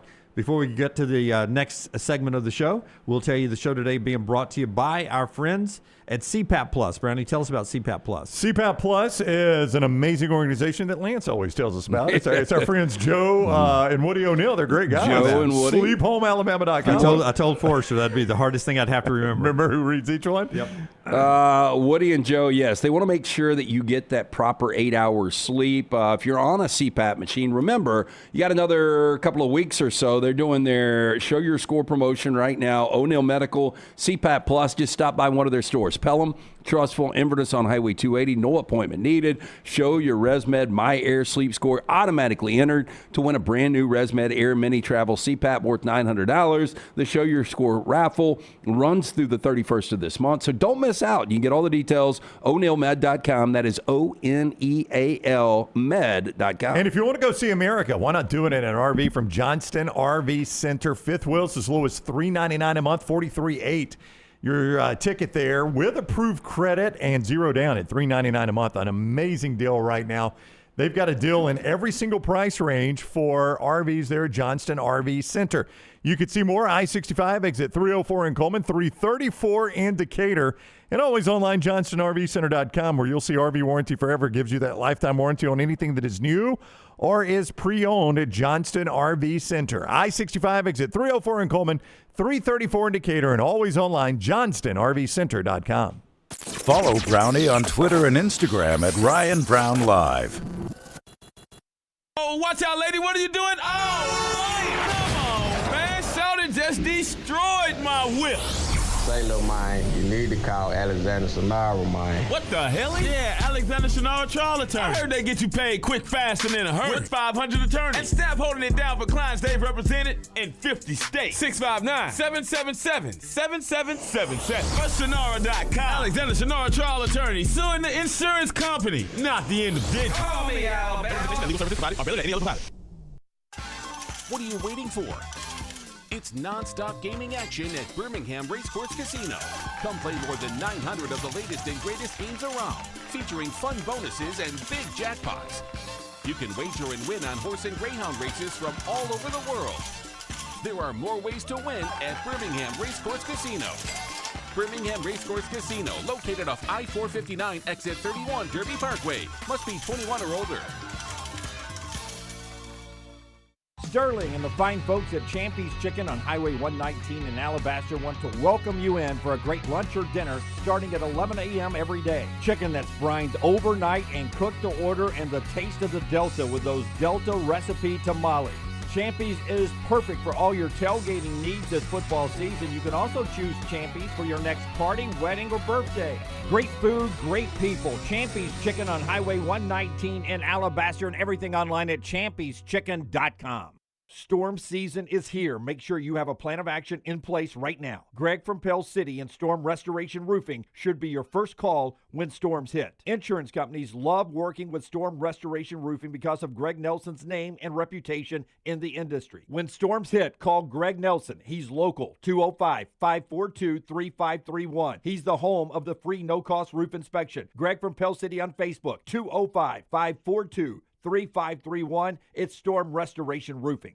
The beauty of the holiday is at the center of your table with the New York Butcher Shop. Their selection of USDA certified Angus prime rib roast, beef tenderloins, and fillets, as well as premium pork and lamb cuts, are the finest selections available in the market and are hand-cut just the way you want. With side dishes handmade by their professional chefs, your holiday meal is complete. Visit one of their 2 locations today in Cahaba Heights or off Highway 119 in Greystone. Place your order today. The New York Butcher Shop. Rare quality, well done service. Hey, let me tell you about our friends at Urology Centers of Alabama. Compassionate and comprehensive urological care with 35 physicians, 17 locations across Alabama. Their patient-centered approach to all of your urological needs. Remember, they've got that new men's health center. It is beautiful, helping men with a wide range of sensitive male issues in a comfortable environment. You can always go online, visit urologycentersalabama.com, schedule an appointment with one of their many urologists today. Hey, there's nothing worse than waking up to a plumbing problem. Don't get caught in a flooded house. Call the guys at Hemp Hill Services. Adam, Chad, and the team at Hemp Hill are the only ones I trust to fix it and fix it right the first time. Hemp Hill Services does it right and always at a fair price. For all of your plumbing, cooling, and heating needs, trust the name that Birmingham has trusted since 1954. That is Hemp Hill Services. Call now, 205-229-2090. That's 205-229-2090. It's bow time. Tired of choosing between sweet and savory? Why not have both? Introducing Bojangles' new chicken and bowberry waffles. The bold Cajun chicken filet you love, now drizzled with a bowberry honey glaze and sandwiched between two warm waffles. Which means your favorite meal of the day just met your new favorite dish. And lucky for you, it's served all day. But it's only here for a limited time, so try chicken and bowberry waffles at Bojangles today. It's bow time. Jim Dunaway, Lance Taylor, Ryan Brown. Live from the Birmingham Racecourse Casino Studios, the next round, presented by Bud Light, is on now. Again, the big story, Kalen DeBoer yesterday sending out word that he is fully committed to Alabama, not talked to or interested in any other job, according to his release. There you see it on the screen from YeaAlabama. I have not spoken and have no interest in speaking with anyone else about any other job. I'm fully committed to this program and look forward to continuing as the head football coach at the University of Alabama. That now in the middle of reports that maybe a new contract extension is being worked on, though Pete Nako says nothing has been agreed to or signed yet from Pete Nakos of On3 Sports. But that is a talking point as Alabama gets ready to go on the road and play Oklahoma Friday night. Standalone game. I'm excited that it's the Friday night game, to be honest. Oh, me too. Yeah. So it's going to be really good. Alabama and Oklahoma on Friday night to start the playoffs, and then the other good game, Miami and Texas A&M, and then the two Group of 5 games on the road at Ole Miss and Oregon, all on Saturday coming up. More on that in a second. But first, the show being brought to you by our friends at Woodhouse Day Spa. The holiday season's here. Nothing says the holidays like a gift certificate from Woodhouse. Yeah, guys, we love to procrastinate. We love to wait till the last minute to buy that gift. But this is so simple. You can stop by the Summit Shopping Center. It's a beautiful location of the Woodhouse Day Spa. Go see Stuart and that great staff. Buy gift cards right there, all the accessories. Or you can order 24/7 online. Right there at birmingham.woodhousespas.com. You can choose from a menu of over 70 options, including the massages, body treatment, skincare, waxing, nail services. Woodhouse Day Spa, voted America's best day spa since 2009. Again, order that special Christmas gift online 24/7, birmingham.woodhousespas.com. I would tell you we do not have the playoff format set for next year yet. That's going to happen at the end of January. They're going to get together and decide what the format's going to look like, 12 teams, 16 teams, how you get into the playoff, who's part of it. If I said to you, it's important for Tulane and James Madison this weekend to make these games look somewhat competitive, it's important for them to do that to keep the Group 5 part of this moving forward. If there are two blowouts with Oregon and Ole Miss resting players in the second half, that there will be an appetite to lock them out of the playoffs moving forward. Yeah, and there should be. I mean, you go back to Boise State, not super competitive last year in their game. And if both of these teams, 21.5-point underdog is James Madison, 17.5-point underdog is Tulane. If they get blown out, like moving forward, to me, it's almost obvious. Like we're giving your opportunity. We even gave you a double opportunity in 2025. We gave you 2 chances. So, yeah, I think it's very, very important. And I don't know about you guys, maybe Tulane based on the Lane Kiffin and Tulane seems like they've come together a lot more. James Madison has 0 shot. So I don't know how you guys feel about it. I lean more that both will be blowouts, and I don't think we're going to see a close game. The only thing that baits me into Tulane and Ole Miss is our affinity for John Summerall, number one. I want to see him coach. Number two, I want to see Pete Golding's first game as a coach and see what that looks like. And number three, it's an SEC team, so I'm always going to watch SEC football. I got zero interest in James Madison, Oregon, and I love college football. Yeah. And I have a hard time telling myself I'm going to spend my Saturday night watching that game. So here's the way I think it's going to work out. I think, the Ole Miss Tulane game I think will be somewhat competitive. I agree with you. Oregon will blitz. Yeah. In fact, if I'm Oregon, they've got a couple of wide receivers they're trying to get healthy. I almost rest them for the game and let them get fully healthy until we play on January 1 again. And I would attack it that way. When we get to redesigning the playoffs, the path is there. You can be a wild card team. Basically, your path's going to be like Notre Dame. If you are in the top, if we go to 16, if you're in the top 13, you're going to be in. But if you don't have a top 13 team, then there's no automatic spot for the group of five. Would you be okay with that? Because there have been some Boise State teams over the years, no doubt, that were competitive enough to play in the playoffs. Yeah, and I actually thought Boise was pretty good last year. It didn't show up in the playoffs really. I got no problem with that. Yeah. So you've got to be. You don't get an automatic berth. You've got to. You've got to do like literally earn your way in. You got to do like Oklahoma did. You got to do Notre Dame. Yeah. You got to do like Oklahoma did. You got to be ranked enough that you're locked in there. Right. Here's the problem with that. Like you've got to have. It's a big problem. Well, the biggest problem is going to be you're going to have to be able to schedule teams that are going to be top 25 wins. And if I'm any of these teams, why would you schedule a team like Boise State right now? And your biggest problem is the selection is done behind closed doors by a group of people that really don't have to answer to anybody. That's right. Now, if it were done by polls and computers, if I'm the group five, I might roll the dice on this. I don't know what kind of leverage they've got. They've got none. Exactly. Zero. So if the powers to be in the college football playoff come to them and say, all right, new deal for you guys. You got 2 games and you all got blown out in both of them. Here's the plan we're going with going forward. What are they going to say? No, we don't agree to that. And then they'll say, well, then go do your own playoff. That's exactly what we wanted you to say is you don't agree to it. Now we've got it all to ourselves.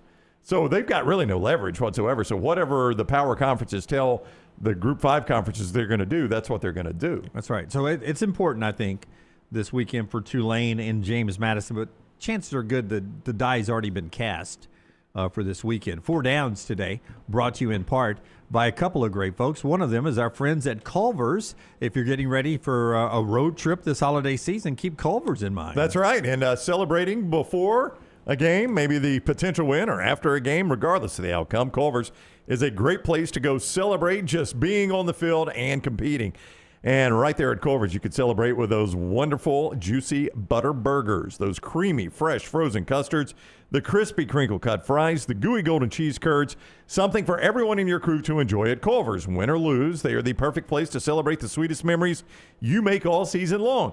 So when in Birmingham, stop by the Culver's on Tattersall Park or Stadium Trace and make game day a delicious one. Culver's, welcome to delicious. And our friends at the Pants Store. It's that time of year again for the Pants Store to make all your holiday wishes come true.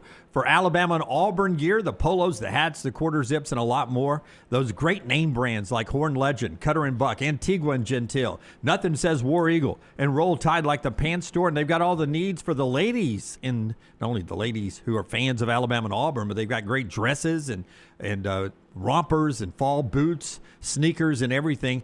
And with free alterations right now at the Pants Store. And it comes with free gift wrapping, too. Great locations all over Birmingham and Hoover. Also out in Tuscaloosa, Auburn, and Huntsville. And anywhere, pantsstore.com, pantsstore.com. And we have a big event coming up soon, right? Yeah, we do on Friday. We will be out at the Pants Store in Hoover. Lance, that's out in the Stadium Trace area, Stadium right? Trace, yeah.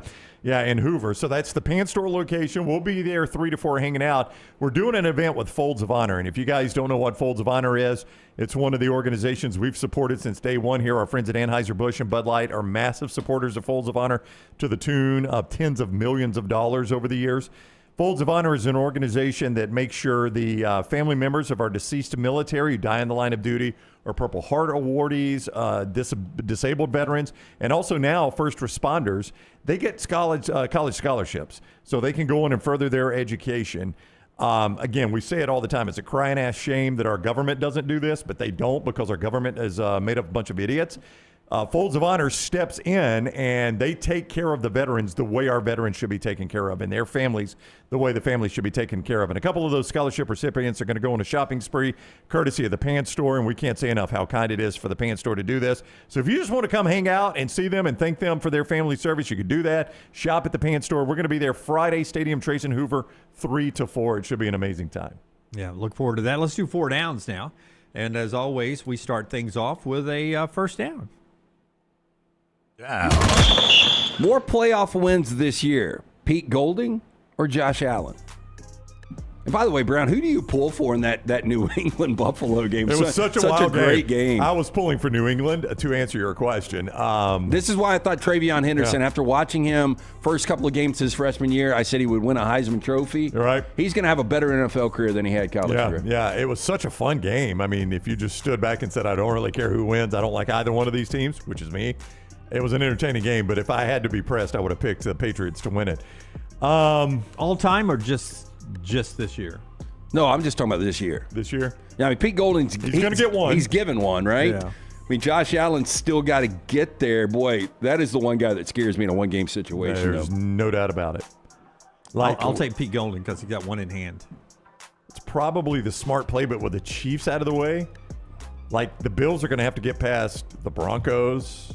Which, how much faith do you have in the Broncos in the postseason? I mean, they're right the now? only undefeated team at home this year, I know. and they've you're gonna got have to home play field there. advantage. They've got home field. In fact, they got a game in hand right now. Yeah, but I'm thinking Josh is going to get, the winner of that AFC North maybe in the first game. Which right now is going to be Baltimore. Is that right? Yeah, well, so they would be the 5 seed if everything holds right now. Buffalo would. Yeah. And that means they play the worst division champion, That's right, which is going to be Pittsburgh or Baltimore, It's right? probably going to be Baltimore on the road. So that's a win.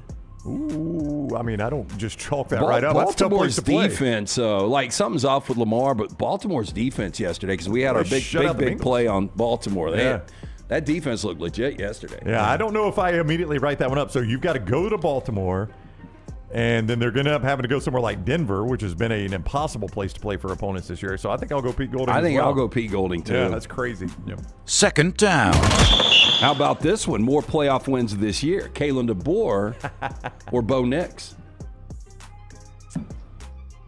Now, here's where I'm going to completely flip. I mean, they could get Buffalo coming to their place in the first playoff game. So I'm about to completely flip on my I previous do, answer. for the record, where we sit here on Monday, I think Alabama wins on Friday. So I will give him one. Boy, how disappointing would it be if Denver gets home field and doesn't get more than one win? But 34 points yesterday. That's out of the norm for them, right? They don't score that many points usually. No. I mean, like, Bo Nix was really, really good yesterday. Really good. And, if Micah Parsons doesn't tear the ACL, there's a chance Green Bay still wins that game. Yeah. I think I'll go with Kalen DeBoer again here. I'll take DeBoer. I think I'm going to take Denver 2-1. Well, if it's 2-1, then They're Denver's in the Super Bowl. Yeah. You're giving them an AFC championship, Denver?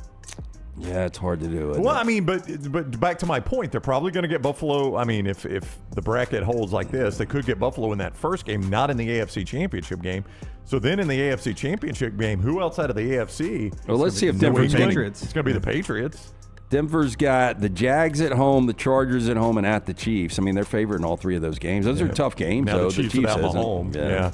It's going to be Gardner Minshew's Chiefs. Yeah. I mean, are we looking either Bo Nix or Drake May as a Super Bowl quarterback? Isn't that wild? It's hard to believe. Yeah, it's hard to believe, but that's the way it's shaking out. I mean, right look, now. if the Rams are fortunate enough to get in that situation, I would rather play one of those guys than Josh Allen.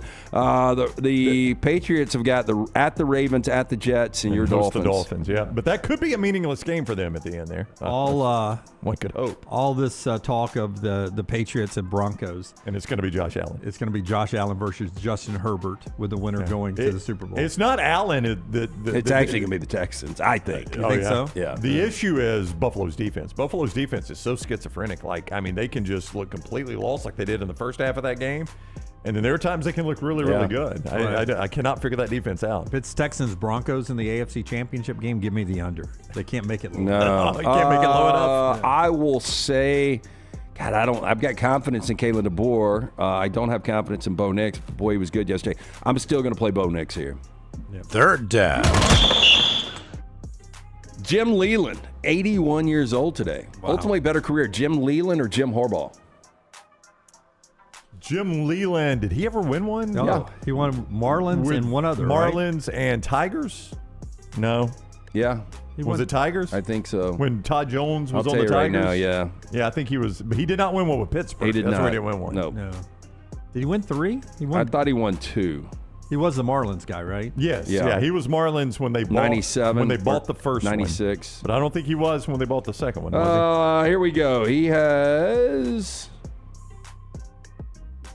He won the WBC. Yeah, there you go. In 2007. That's He's one-time World Series champion, Only the 1997. 3-time Manager of the Year, 1992 and 2006. Okay, so only the Marlins. Yep. So he did not win one with the Tigers. Nope. Damn, Tigers 06 to 13. I thought he did win one there. God, he's a good coach. But I'm going to go Jim Harbaugh. I'm going to bet against Harbaugh ever winning a Super Bowl, though. That'd be the safe bet. So I'll go. But I'll he go has Leland. coached. He's coached in a Super Bowl and he's won a national championship. Yeah. I'm gonna lean Harbaugh just because of his playing days too. Yeah, I'm gonna go Harbaugh. Who can smoke a cigarette faster? Probably Leland. Do you think? Yeah. Harbaugh drinks milk. Yeah. Damn, Leland has got almost 3,500 games he managed. Yeah, he's a And long he's time guy. dead Really 500. Yeah, it says many managers are. Yeah. Fourth down. Okay, this one's very random, but Justin Ross, Alabama fans remember the former Clemson wide receiver well, 26 years old today. Who was the biggest can't miss? That is so sad about Justin Ross. His was injury. His wasn't really. You're right. He just didn't perform. And it was a neck injury that it seemed like it affected everything he did moving forward. He's the one that hit the goalpost, right? Was that how what? maybe, his neck? maybe he did. I don't know if that was what officially did it, but I think he was the Clemson player that hit the goalpost. But remember, he was the one in, was it 2018? Yeah, he National was Championship? dominant against Alabama out in Santa Clara. My guy's JT Daniels. You know, coming in, I'll never forget, Luganville was on our show. We're in the old Jock studio, and he had reclassified, coming out his junior year to go to USC. And he's like, watch out for this kid. And everybody was hyping him up. And he was solid his freshman year, not great. And then he blew his ACL first game of his sophomore year, transfers out to Georgia, doesn't really play much there, then goes to West Virginia, then goes to Rice. Like, progressively got worse. And I thought he was a can't-miss guy. How about him finishing at Rice? I forgot about that. Do we have to do collegiate or can it be NFL? No, you can do anything. Major League Baseball. No, the one that immediately jumped to my mind was Tony Mandrich, the big offensive lineman out of Iowa. Michigan State, that's right. And went to the Packers. Yep. And remember, we had him on the show. Yeah, we had him on the show. I remember being a nice guy when he was on It the was show. one of the great Sports Illustrated articles of all time, talking about his diet and how much he eats. Yeah. I was going to say, I remember him on the cover of Sports Illustrated. Brooks brings up Marcus Dupree. That's an excellent call right there. It's very sad, 30 for 30. Yeah, but he was really good in college. I mean, he ended up at Southern Miss, though. I mean, he didn't finish at Oklahoma. What about Jamarcus Russell? Yeah. If he got his head out of his ass, how good could he have been? I know. Yeah, that's a good one. I was just thinking of guys, at Clemson. I mean, Cade Klubnik was supposed to be pretty good. He never lived up to it, did he? Wow. Will he even get drafted, do you think? I don't. I mean, does he have another year of eligibility? I don't know where he's been there a long time. Yeah. I don't think so, but maybe he does. That's our 4 downs today, brought to you in part by Dr. B. He's got LT's hair looking fantastic as we approach the holidays. Yeah, T3hair.net. I do that non-invasive treatment 3 times a week, 30 minutes each time on the couch. That is it. My hair has more than doubled in thickness over the last 4 years. When we started this venture back in 2021, started thinning out. I asked around. Everyone said Dr. Beckenstein. He is the man. T3's got that test. Easy, painless, affordable. Takes seconds to let you know exactly where you are. Reach out to Dr. B and that great staff. Schedule the consultation today. You can do it at T3hair.net. Boy, Navy Army was a lot of fun over the weekend. 17-16. You get the win there. And Brian Newberry as the coach there, 20-5 now in 2 years. First time ever for Navy to go back-to-back 10-win seasons. Now the schedules have changed. That helps him a little bit. But in those 2 years, 20-5, he's beaten Oklahoma. He's beaten Memphis twice. USF twice, and Army now twice. Pretty And good run. he looks like a seaman. Yeah. He really does with that gray beard. Yep. And that was a hell of a game on Saturday. And I thought for the longest time our Army was going to be able to pull that thing out. Have you ever seen two ball squirt away situations that you thought was about to end it for Navy? And the first one on the goal line where it laid there forever. That one popped out. And And then if they don't try the scoop and score, that's the only way the Navy got it back, and they end up scoring right there. Wasn't there also another fumble where he gets it back and then lunges forward like it gets popped up and he has to grab it? Precarious situations there for them. Such a fun game to watch every year. And it was wild the way it started, too. You had 2 8+ minute drives to start the game. Yeah, I thought they set the tone early. Had Army plus the 6.5 and thought, when Horvath drove them down right there, I was like, damn, we're in trouble. This is going to be a long day. We will be back at Floribama next year for that one. Good, I did talk to our friend Steve over the weekend. He said, not the same without you guys. I texted Steve during the game. I said, I did not know Army-Navy could play without me drinking a Bushwhacker. So I've learned something today. Worked out good. Yeah. By the way, bowls are in trouble. We talked about that last week. They played the final LA Bowl over the weekend, and I don't even know. I mean, I can't tell you how much money you lose just to rent out SoFi Stadium to have this few people show up for the LA Bowl as Washington beats Boise State. They played this in front of nobody. And the LA Bowl crowd was really, really, really, really, really, really, really light. Nobody was there. They had already announced it was the last one, and the crowd shows you why. And there it is right there. Look at that crowd. Yeah. And they didn't get much of a game. Washington whipped that ass. No, I mean, it's not even you're not even going to get great TV ratings to help you. Yeah, so that ended up being the last LA Bowl. The Boca Bowl coming up. You get in free to the Boca Raton Bowl if you bring 1 can of Bush baked beans. We'll go to a local food bank. You get in free to the Boca Bowl. I like the charitable aspect, but I mean, what are we doing if you're not charging admission? Like, I mean, how do you monetize this? How does this make business sense for anyone? I guess this is one of the ESPN-owned bowls that ESPN just owns because they need the programming. So they don't really care if you're buying tickets or not, I guess. Yeah. I mean, good moment for Bush's. But, I mean, how much are you selling 30-second ads for? I don't know. I mean, Bush's is the one that, at least people are buying our beans. I mean, how terrible do you think the numbers were for Boise and Washington State as far as viewership? It was on ABC, and it followed the Heisman, which will help, I guess, a little bit. I mean, I had it on, but... Yeah. I would tell you the Heisman, the least buzz this year for the Heisman, now, not just because I was sick, but the lead up for the Heisman, too. Well, can I say this about the Heisman? And I think because of the coaching carousel starting so early now, that we didn't talk so much about the Heisman this year because we were too busy talking about Brian Kelly getting fired and Lane Kiffin where is he going to go and Penn State and all that. That coaching carousel starts so much earlier now that it overtakes some of this other stuff, some of the actual games. Yeah, I mean, look, I think people are much more interested in the coaching carousel than they are in who's going to win the Heisman Trophy. Not the big deal that it used to be, but for me, it was difficult this year based on this. I don't know if you guys agree with this. There was not an elite player in college football. Like normally, when a guy wins a Heisman Trophy, you're like, damn, I will remember that guy forever. Now, we might with Mendoza because it's Indiana. But, this year... Depends on what he does now. Saying you just expect it with an Ohio State quarterback. Pavia was a generational guy based on it was Vanderbilt. But it wasn't like Pavia's a Tim Tebow. There just wasn't an elite player that ever grabbed this season, in my opinion. I think it lost a little luster with that. I just remember watching the Heisman not knowing who was going to win. That was the reason I watched it, is like you genuinely didn't know who was going to win going in. And anymore, it's so obvious who's going to win this thing almost every year. Why watch it? Because the betting markets now, and that's one of the things with the Oscars. And, Jeeves, I don't know if that affects you watching the Oscars, but, I mean, I know what's going to win every category now before the ceremony, so I don't even watch now. There's still some upsets every now and again. Yeah, a lot of people watch for the speeches there, right?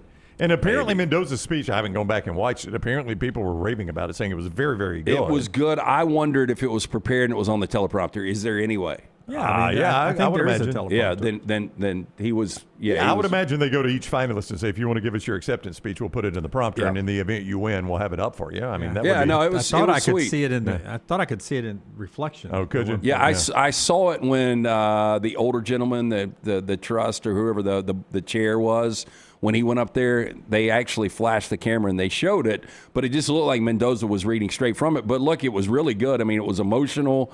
Obviously great relationship with his parents. And really grandparents. cool story. Yeah, I mean, he showed off his bilingual skills, but went into 2020 and how that really hurt his recruiting, but everything worked out for a reason. And thanked everybody from Cal football to, as Dunaway said, his grandparents. Yeah, so it was well done. Yeah, I've heard it's very good. He's awkward, but he's a very likable, respected kid. Yeah.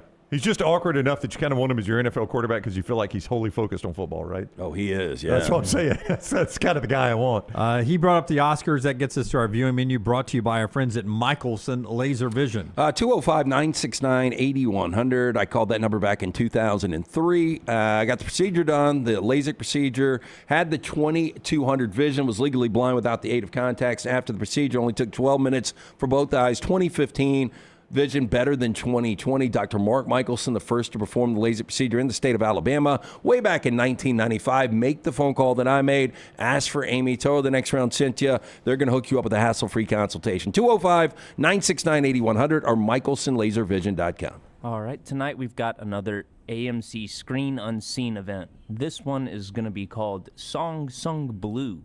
Lightning and Thunder, a Milwaukee husband and wife Neil Diamond tribute act, experienced soaring success and devastating heartbreak in their musical journey together. And it stars Hugh Jackman, Kate Hudson, and Michael Imperioli. I've seen some previews for it. Looks awful. Yeah, I just can't imagine how they're going to make a movie out of it. And Craig Brewer, the guy that directed it, like Hustle and Flow was so good. Black Snake Moan back in the day, and then he did the Footloose remake. And I don't know what, I would assume you've got to like Neil Diamond to be able to get into this because it's nothing but Neil Diamond music. I would think so, because the Neil Diamond tribute act probably isn't playing anything else unless there's originals that sound like Neil Diamond, right? But they couldn't get the rights to like an actual Neil Diamond song. So yeah, this is going to be terrible. So they really couldn't get the rights? Well, I'm saying like if there's original music, then it would be to emulate Neil Diamond because they wouldn't be able to get the rights. Yeah. Well, Hugh Jackman, that guy can do pretty much anything. Yeah. And everything. Next up, Max has added This Is Spinal Tap 1 and 2 to its catalog. Boy, that was bad timing. Yeah, Rob Reiner, unfortunate news there, but those are fantastic movies. Yep. If you want to experience some of Rob Reiner's goodness, then you can do so on Max. Netflix has added a plethora of movies to its catalog, including Cowboy Christmas Romance, Christmas at the Chalet, The Christmas Classic, and Christmas on the Alpaca Farm. And I assume that all of those are pretty much the same movie with slight deviations. And one has an alpaca. You know what's not is Bad Santa. I watched it again this weekend. That's a great movie. It's the best. Best for the holiday season. And then finally on today's viewing menu, I'm going to go on Tubi and watch Eyes Wide Shut because last night I saw The Shining in IMAX, and I want to revisit some of Kubrick's other work now. Yeah, me and Tyler were in the same theater last night. I didn't even see him. Really? You didn't even see him? I was looking for him, too. What were you watching, The Shining? Yeah, me and Late went to see The Shining. How about that? That is so weird that y'all were in the same... Got to see it in IMAX. That is just... Were there that many people there? It was a good-sized crowd. Yeah. All right. Yeah, when I saw Back to the Future, me and Jack were the only people in there. When I saw Rocky IV, we were the only people in there. But last night, when me and Layton went, there was probably 40 or 50 people in there. And all I could do when I left, I told Layton, "Can you believe I saw that when I was 8 years old?" And she was like, "That's really, really sad." Yeah. Which it really is. I mean, that is a terrifying movie. Yeah, it is. It is so tense the entire way through. Jack Nicholson doesn't get enough credit for his role. Like, he played crazy as well as you can play crazy. Oh yeah, he does a great job of presenting himself at the beginning as like just loving father, and then you just slowly see him lose it. It's so good. I've never watched it all the way through because it's so scary. Well, it's one of those things like, why put it in your mind if you don't have to? Like, me and Tyler are both messed up, and it's already been ingrained in there. Yeah. IMAX, is it just at the McWayne Center? Is that where y'all were? So that's the true IMAX dome, but the Patton Creek Theater has a sort of fake IMAX, I like to call it. It's smaller than the true IMAX. First world problem. Every movie now I have to go to Patton Creek because they shut down the one right by us. Did they really? Yeah. Yeah. That's going to be a gym now. That's what we need. Yeah. It's a large one, too, big one.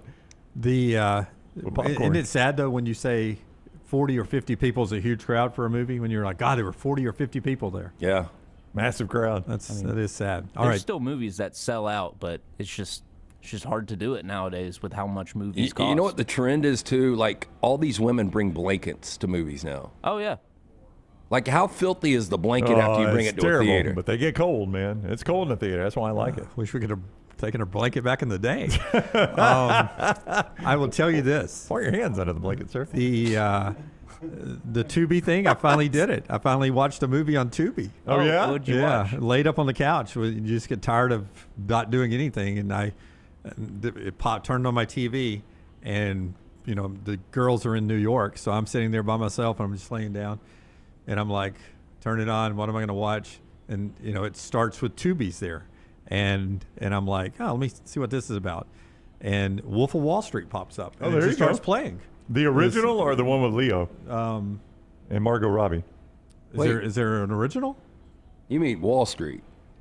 Yeah, you're thinking of Wall Street, and okay, then Wall Street Money Never Sleeps. Yeah. So Wolf of Wall Street. Wolf of Wall Street. Yeah, did I say it right? You did. I was still on drugs. I don't know. Yeah, I was the one that screwed it up. confused me there. Did you watch the whole thing? Oh yeah. I mean, I fell asleep in parts, but I was awake for the good I bet parts. there's one part you didn't. Yeah. I forgot the opening scenes. I was like, wow, I didn't know you could do cocaine like that. Gets after it quick. That is the viewing menu brought to you today in part by our friends at Bojangles. You can make a bow time at Bojangles. With Bojangles, you can cater those holiday parties. What a unique idea there. The fried chicken, the chicken tenders, the bow bites right there at the holiday parties, the great sides, the biscuits, the tea. I mentioned those bow bites there. Fantastic hand-breaded chicken tender bites. Great for lunch or dinner tonight or those holiday parties at your office or your home. And also while you're watching the playoffs, whether on the college or the pro side, you can do your watch parties right there with Bojangles as well. So whether it is breakfast on the way to work or school tomorrow, it's lunch, it's dinner, you can always make it bow time. Follow Dunaway on Twitter and Instagram at Jim Dunaway. Oh, watch out, lady. What are you doing? Oh, wait. Come on, man. Shouting just destroyed my whip. Say, little man, you need to call Alexander Sonara, man. What the hell? Yeah, Alexander Sonara trial attorney. I heard they get you paid quick, fast, and in a hurry. With 500 attorneys. And staff holding it down for clients they've represented in 50 states. 659-777-7777. Or Sonara.com. Alexander Sonara trial attorney suing the insurance company, not the individual. Call me, Alabama. What are you waiting for? It's non-stop gaming action at Birmingham Racecourse Casino. Come play more than 900 of the latest and greatest games around, featuring fun bonuses and big jackpots. You can wager and win on horse and greyhound races from all over the world. There are more ways to win at Birmingham Racecourse Casino.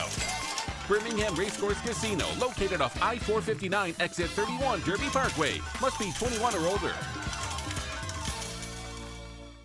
Hey, Lance Taylor from the Next Round to tell you about one of our favorite places for breakfast, lunch, and dinner. That is Hamburger Heaven since 1982. Hamburger Heaven has been serving Birmingham's best hamburgers, cheeseburgers, French fries, hand-spun milkshakes, and sandwiches made fresh to order. All of their ingredients are fresh and prepared daily. This includes their beef, always fresh, never frozen, hand-pattied each and every day. For breakfast, lunch, or dinner, visit any of the 4 locations, Highway 280, Irondale, Gardendale, and Homewood. Storm season is here. Make sure you have a plan of action in place right now. Greg from Pell City and Storm Restoration Roofing should be your first call when storms hit. Insurance companies love working with Storm Restoration Roofing because of Greg Nelson's name and reputation in the industry. When storms hit, call Greg Nelson. He's local, 205-542-3531. He's the home of the free no-cost roof inspection. Greg from Pell City on Facebook, 205-542-3531. It's Storm Restoration Roofing. Twin Peaks is the best in the game. Here, you're in the red zone for every college rivalry and divisional matchup all season long. I mean, where else are the scenic views as good as your view of the game? Only at Twin Peaks, the #1 sports bar. The beauty of the holiday is at the center of your table with the New York Butcher Shop. Their selection of USDA certified Angus prime rib roast, beef tenderloins, and fillets, as well as premium pork and lamb cuts, are the finest selections available in the market and are hand-cut just the way you want. With side dishes handmade by the professional chefs, your holiday meal is complete. Visit one of their 2 locations today in Cahaba Heights or off Highway 119 in Greystone. Place your order today. The New York Butcher Shop. Rare quality, well done service. Hey, there's nothing worse than waking up to a plumbing problem. Don't get caught in a flooded house. Call the guys at Hemp Hill Services. Adam, Chad, and the team at Hemp Hill are the only ones I trust to fix it and fix it right the first time. Hemp Hill Services does it right and always at a fair price. For all of your plumbing, cooling, and heating needs, trust the name that Birmingham has trusted since 1954. That is Hemp Hill Services. Call now, 205-229-2090. That's 205-229-2090. It's bow time. Tired of choosing between sweet and savory? Why not have both? Introducing Bojangles' new chicken and bowberry waffles. The bold Cajun chicken filet you love, now drizzled with a bowberry honey glaze and sandwiched between 2 warm waffles. Which means your favorite meal of the day just met your new favorite dish. And lucky for you, it's served all day. But it's only here for a limited time, so try chicken and bowberry waffles at Bojangles today. It's bow time.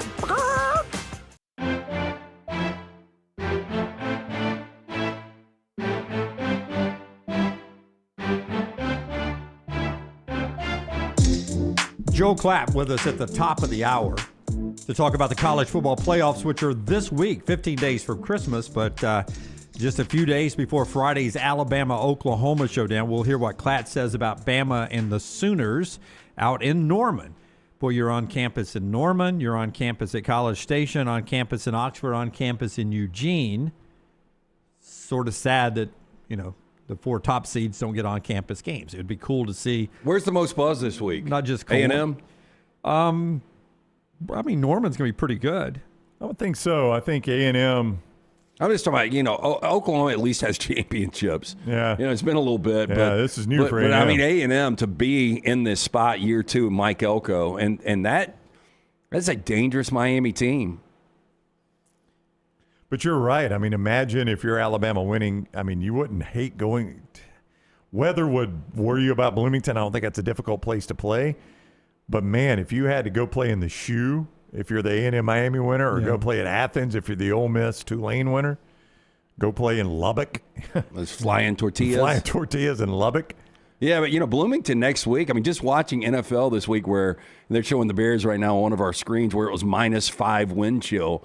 There's no telling what Bloomington could be in a couple of weeks. Oh, I know. But, of course, if we played here last night, the wind chill was Yeah, down into exactly. the low teens, so you never know. The show being brought to you by our friends at Storm Restoration Roofing. Greg from Pell City will help you get on top of that roof with a free, no-cost roof inspection. How about that? Absolutely free. And he'll inspect your roof. All you have to do is call the number 205-542-3531, 542-3531, Storm Restoration Roofing. And he's got a cool website, too. You can check everything out there at stormrestorationroofing.com. Over 20 years locally owned. He and Andrea, his lovely wife, they own the company. Kids work for the company. They manage some of the crews. Greg himself is out there doing that roof inspection.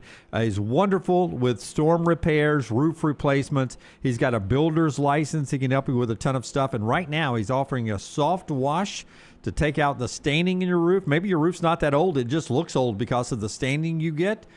This will help you with the insurance company when it comes time for a claim. The soft wash, learn more about it with our friends at Storm Restoration Roofing. That's Greg from Pell City, 205-542-3531. The Phillip Rivers story is pretty amazing. First of all, Forrester, give me the high school video.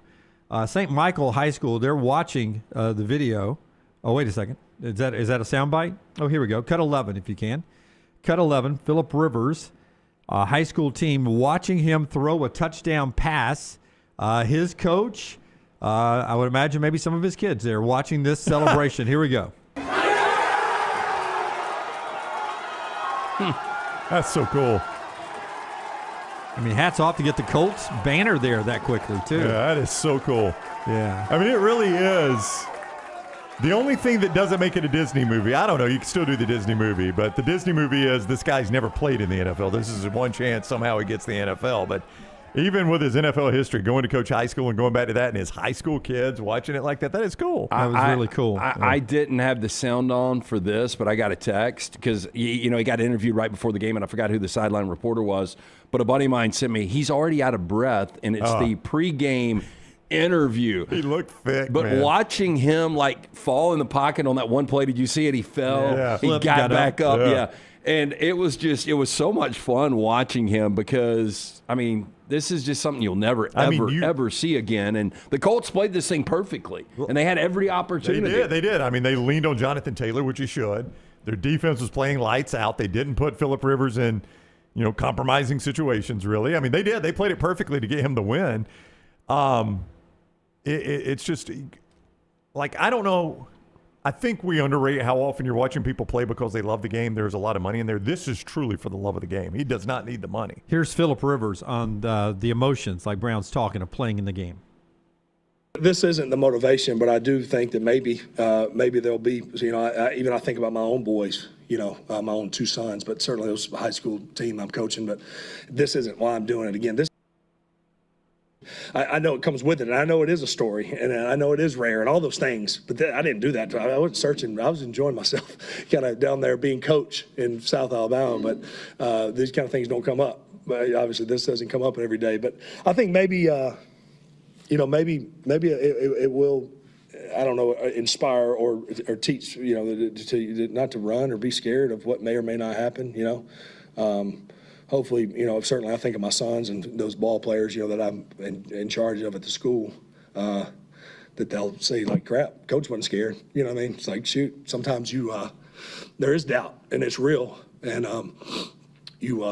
again, you can the guaranteed safe bet is to go home or to not go for it. And the other one is, shoot, let's see what happens.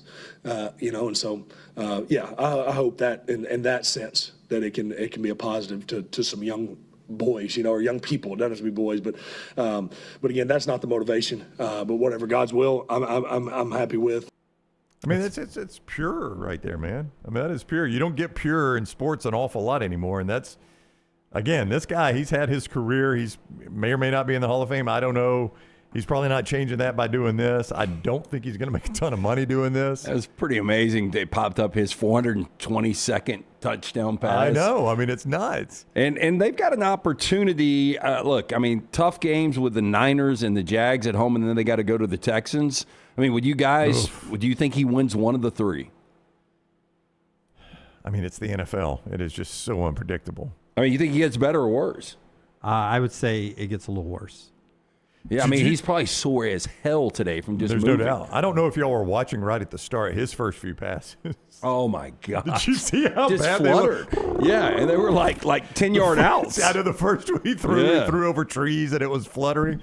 I was like, this is going to be a complete disaster. But he actually settled down and got in the rhythm of the game, and in the game plan they had for him, did well enough to win the game, obviously. I bring it up here because Joe Burrow is now talking about fun and not having fun. Says it's not directed at Cincinnati particularly.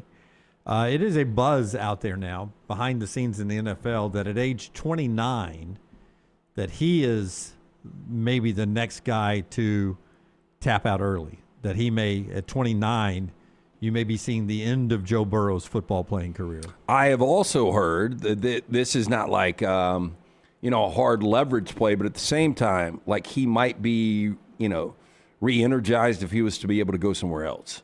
I think he's frustrated. So this is a trade angle for him? I think he's frustrated with the ownership. I think he's frustrated with playing behind bad offensive lines, playing with bad defense. I mean, basically everything stacked against you. I mean, he's an elite quarterback when he can stay healthy. I mean, that would be my concern. Like, how much do you want to give up for Joe Burrow? He's a great player. And I think there would be a long line to get Joe Burrow for somebody's next quarterback. But, like, can you really trust him to stay healthy? I do think. How many great quarterbacks have played behind shaky offensive lines? Not a ton. Did Matt Stafford have any bad ones in Detroit ever? Oh, yeah. Yeah, he did. Yep. He did. Yeah. I mean, so you're saying you just suck it up and do it? I think a lot of people throughout history of the NFL have sucked it up and played and made your franchise better. So you're criticizing Joe Burrow here? I mean, if he shuts it down at 29, like Andrew Luck did, it damaged the Colts for how long? Well, they went. What did they? They went Matt Ryan, then Phillip Rivers, right after him, and Carson Wentz. They just tried, Band-Aids each and every year. Yeah. I mean, that hurt the Colts a little bit. You could argue they still haven't recovered. The Colts are a great organization. The thing I would say, if I'm trying to defend Burrow, is like Cincinnati does this to themselves. It would set them back, but I mean, they're sitting there at 4-10. And they're losing games with Burrow now. You know, it's funny you brought this up when you did, because right after Phillip Rivers here, I was unaware of this story that you brought up with Burrow, that there's this buzz out there. I was going to bring up, because I was talking about Phillip Rivers is truly, it seems, doing this for the love of the game. He just loves playing a game of football, and he's trying to one more crack at it. And I was like, I was so impressed by Joe Burrow's interview the first game he came back. Was that a Monday night game or a Sunday night game? It was not important. But to your point, he came back. He came back. He's doing the interview before the game, and he says, you know, a lot of people would say Bengals are out of this. Why come back? And he says, we get paid a lot of money to play a kid's game, and people are paying to watch me play. That's right. And I heard that, and I was like, man, that's a great attitude to have. And if my teammates are playing, I'm going to come out here and play with them, yeah, right? Yeah. That's it. I mean, to paraphrase, that's basically what he said in that interview. And I remember thinking, I really appreciate that attitude by Joe Burrow. I appreciate that he approaches it from that point that people are spending their hard-earned money to watch me play a kid's game. I'm going to do my best to be out there and play and watch it. And then a few weeks later, here we are. Yeah. And you're right. It could be, wanting to be somewhere else. It's just, and listen, you make so much money now, you shut it down at 30, he's fine. Just like Andrew Luck was fine. Just like Aaron Donald is fine. And it's a hard game. I can't imagine how hard it is on the body and stuff. It's harder on the Aaron Donalds of the world than it is on the quarterbacks. I've thought about this, and look, both of y'all's teams might be in the mix for this too. Like, would you want Joe? I would love to have Joe Burrow as the Rams' next quarterback, but you can't. Lance, I feel like I've got Joe Burrow. Well, yeah, I mean, you got a quarterback that's 0-5 in games below 40. By the way, it's 15 tonight in Pittsburgh. Yeah, we run the ball better now. We're about to break that. Mine's 1-9 in prime time games. Are there ever any big games in prime time? A couple. But would you guys want Burrow? Is the Super Bowl in prime time? I feel like I've got Joe Burrow. I mean, I've got probably a lesser talented Joe Burrow. I will agree with that. But I got a guy that every time he takes a hit, I hold my breath. And that's Joe Burrow. Yeah, but Joe Burrow is so much better than Tua. You would have to But every admit time, that. I just said that. Yeah. I said I've got a less talented Joe Burrow. Yeah. But you're right. Every time he takes a hit, you hold your breath with Tua, and you do the same thing with Joe Burrow. Joel Klatt coming up at the top of the hour. One more thing to get to in this segment after we remind you the show being brought to you by our friends at Inverness Country Club. LT, tell us about Inverness. The Inverness Country Club, they've got memberships that fit everyone from the social to the golf. Look, if you're a big golfer out there, this is the perfect gift for the entire family because it's a win-win. Wife's going to love it with the social, fitness center, the clubhouse and dining. I actually had lunch up there this past Friday with Brown, the turkey noodle soup with the grilled cheese on the side. It was fantastic. Great food up there. Again, memberships that fit everyone. Maybe relocated or retired. It's a great place to network. Child care is also a big plus. Best days happen at Inverness Country Club. To take a tour of that club, ICCAlabama.com. The College Football Spotlight. It is presented by Alexander Shinara. The Shinara Spotlight, his mission, create a firm that handles anything his community of Birmingham faced. Well, he's done that. He's been doing it now for 24 years, and they've recovered more than $2 billion. The firm, Alexander Shinara runs now, not only handles personal injury claims, you're well aware of that, but did you know also claims for fire and storm damage, bad drug and device claims, disability claims, workers' compensation, many other claims. That's what you find with Alexander Shinara, and you don't pay a dime unless they win your case. Shinara.com, Shinara.com. DJ Lagway in the portal, we told you about that. Lenora Sellers nearing a deal to return to South Carolina. It's still weird to say that kind of stuff, but that's what's happening, trying to work out a new deal to stay at South Carolina. By the way, that was the name I was trying to think of earlier that was in the article we were talking about. If he hit the portal, what would his value be? And we said that's the one we could envision having the most value in the portal. And I said I still believe Lenore Sellers is going to come out and go to the NFL this year just because it's such a weak quarterback draft. And drafting on upside, I think you've got more of a proven product. I continue to compare him to Anthony Richardson, who went 4th overall to the Colts. I'm surprised Sellers come back, and I'm surprised he come back to South Carolina. Yeah, really interesting there. That's our spotlight. Also, Kyle Whittingham, he announces his retirement after y'all's show on Friday. Morgan Scally takes over there. Boy, Whittingham, what a run. 21 years. One of your favorites, man. You back that guy. Well, I just thought it was, some Utah. that was a tough job. I mean, they were always changing conferences, never really had a home. And tell Talking about a guy that battled quarterback injuries, too. I just thought he was a really good coach. Yeah, Missouri loses their offensive coordinator. Kirby Moore takes the Washington State job, which is interesting. You moan there. It's going to be unique to see what Washington State and Oregon State becomes in the new Pac-12 as they start next year. Alabama's receiver coach Jamarcus Shepard taking the Oregon State job, and now this up-and-coming, highly thought-of offensive coordinator in Kirby Moore takes the Washington State job. Those are, two good first-time jobs in yesteryear. I don't know what it'll be now. I don't either. At least they've got a rebuilt Pac-12 to fall back on now. Over the last couple of years, those have been dead-end jobs. If the group of five still has an automatic bid, could the Pac-12 be that automatic bid from the group of five? Group of six, whatever we're calling it? Yeah. I mean, if James Madison got one this year. Yeah, exactly. But that's sort of the bonus one. They'd have to beat the Americans. They'd have to be better than Tulane. Yeah, better than the American. But this Pac-12 is going to be more thought of than the Mountain West, but correct? I feel like Washington, I would think so. I feel like Washington State and Oregon State still have enough name value that if they get good in that conference, they'll probably get a little bump on that name value. Boise State will be in there with them. Yeah. San Diego State will be in there with them. Yeah, I mean, even if Washington State and Oregon State, one of those two, it would feel different than James Madison at Tulane. Yeah. Yeah, Washington State feels a lot different than James Madison. Yes. We'll still see if they get an automatic spot at the portal. Klatt at the top of the hour, Auburn portal news. First off, their best player, Keldrick Falk, does announce after your show on Friday, so you didn't get a chance to react to him going to the NFL. First-round draft pick, right? Should be, yeah. Yeah, I think, we talked about Xavier Atkins a little bit last week and how he kind of had the wild plays and the numbers, but Falk is, at least according to the NFL, the most talented guy on that side, and most mock drafts have him going in the first round. And now Malcolm Simmons is in the portal.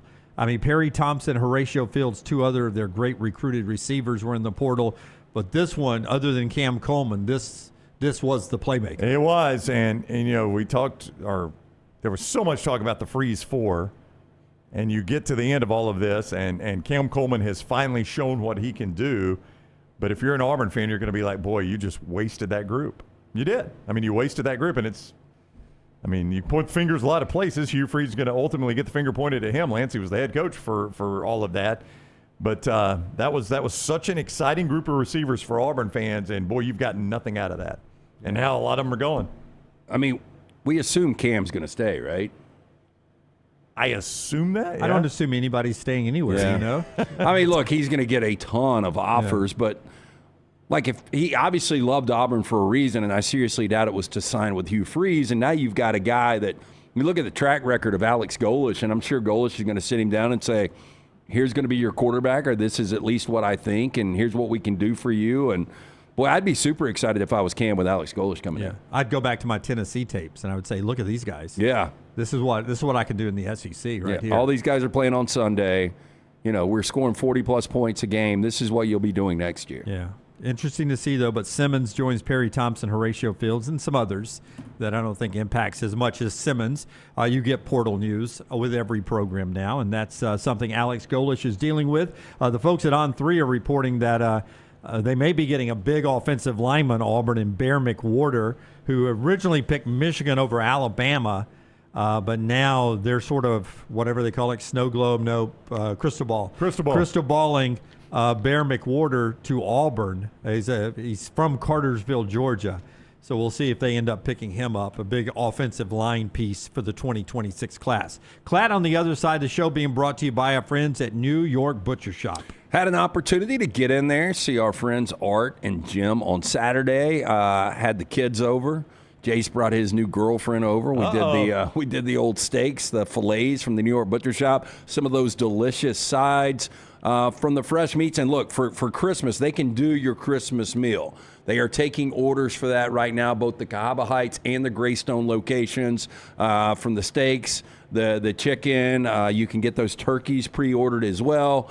Stop in. Great selection of fine wines and desserts. 2 locations, Cahaba Heights, Highway 119 in Greystone. Rare quality, well-done service. It's the New York Butcher Shop. And our friends at Urology Centers of Alabama, 70 years of serving you. For prostate health, the kidney stones, they'll take care of you. 205-930-0920, urologycentersofalabama.com. They will help you stay on top of your health with great compassion and professionalism, something that has made them the mainstay, the cornerstone of urology care in Alabama now for over 70 years. Make an appointment and find a location near you. 205-930-0920, urologycentersalabama.com. Follow LT on Twitter at @TheLanceTaylor. We interrupt this program for breaking news from the gators of the litigation situation. Insurance companies have a playbook. I repeat, insurance companies have a playbook. Deny, delay, defend. They know which law firms will fold and settle cheap. They are not on your side. That's corporate greed at work. At Alexander Sonara Trial Attorneys, we fight back. We have the resources, the muscle, and the will to take them on. And you don't pay a dime unless we win. They fight dirty. We fight hard. Call 659-777-7777 or hit up alexwins.law. Physical office location, Birmingham. Twin Peaks is the best in the game. Here, you're in the red zone for every college rivalry and divisional matchup all season long. I mean, where else are the scenic views as good as your view of the game? Only at Twin Peaks, the #1 sports bar. Hey, there's nothing worse than waking up to a plumbing problem. Don't get caught in a flooded house. Call the guys at Hemphill Services. Adam, Chad, and the team at Hemphill are the only ones I trust to fix it and fix it right the first time. Hemphill Services does it right and always at a fair price. For all of your plumbing, cooling, and heating needs, trust the name that Birmingham has trusted since 1954. That is Hemphill Services. Call now, 205-229-2090. That's 205-229-2090. The beauty of the holiday is at the center of your table with the New York Butcher Shop. Their selection of USDA certified Angus prime rib roast, beef tenderloins, and fillets, as well as premium pork and lamb cuts, are the finest selections available in the market and are hand-cut just the way you want. With side dishes handmade by their professional chefs, your holiday meal is complete. Visit one of their 2 locations today in Cahaba Heights or off Highway 119 in Greystone. Place your order today. The New York Butcher Shop. Rare quality, well done service. Storm season is here. Make sure you have a plan of action in place right now. Greg from Pell City and Storm Restoration Roofing should be your first call when storms hit. Insurance companies love working with Storm Restoration Roofing because of Greg Nelson's name and reputation in the industry. When storms hit, call Greg Nelson. He's local, 205-542-3531. He's the home of the free no-cost roof inspection. Greg from Pell City on Facebook, 205-542-3531. It's Storm Restoration Roofing. Hey, Lance Taylor from the Next Round to tell you about one of our favorite places for breakfast, lunch, and dinner. That is Hamburger Heaven since 1982. Hamburger Heaven has been serving Birmingham's best hamburgers, cheeseburgers, French fries, hand-spun milkshakes, and sandwiches made fresh to order. All of their ingredients are fresh and prepared daily. This includes their beef, always fresh, never frozen, hand-pattied each and every day. For breakfast, lunch, or dinner, visit any of the 4 locations, Highway 280, Irondale, Gardendale, and Homewood. Hey, for all of your IT and printing needs, reach out to our friends at Xerox Business Solutions. Look, I'm still one of those old school guys. I print my notes every single day for the show. If you watch the show here on the Next Round, you see all the notes in front of me. From day one, Xerox Business Solutions, they've been with us here at the Next Round. Local for over 45 years. For all of your IT and printing needs, visit XeroxBusinessSolutions.com or call 205-969-3000. That's 205-969-3000. It's bow time. Tired of choosing between sweet and savory? Why not have both? Introducing Bojangles' new chicken and bowberry waffles. The bold Cajun chicken filet you love, now drizzled with a bowberry honey glaze and sandwiched between 2 warm waffles. Which means your favorite meal of the day just met your new favorite dish. And lucky for you, it's served all day.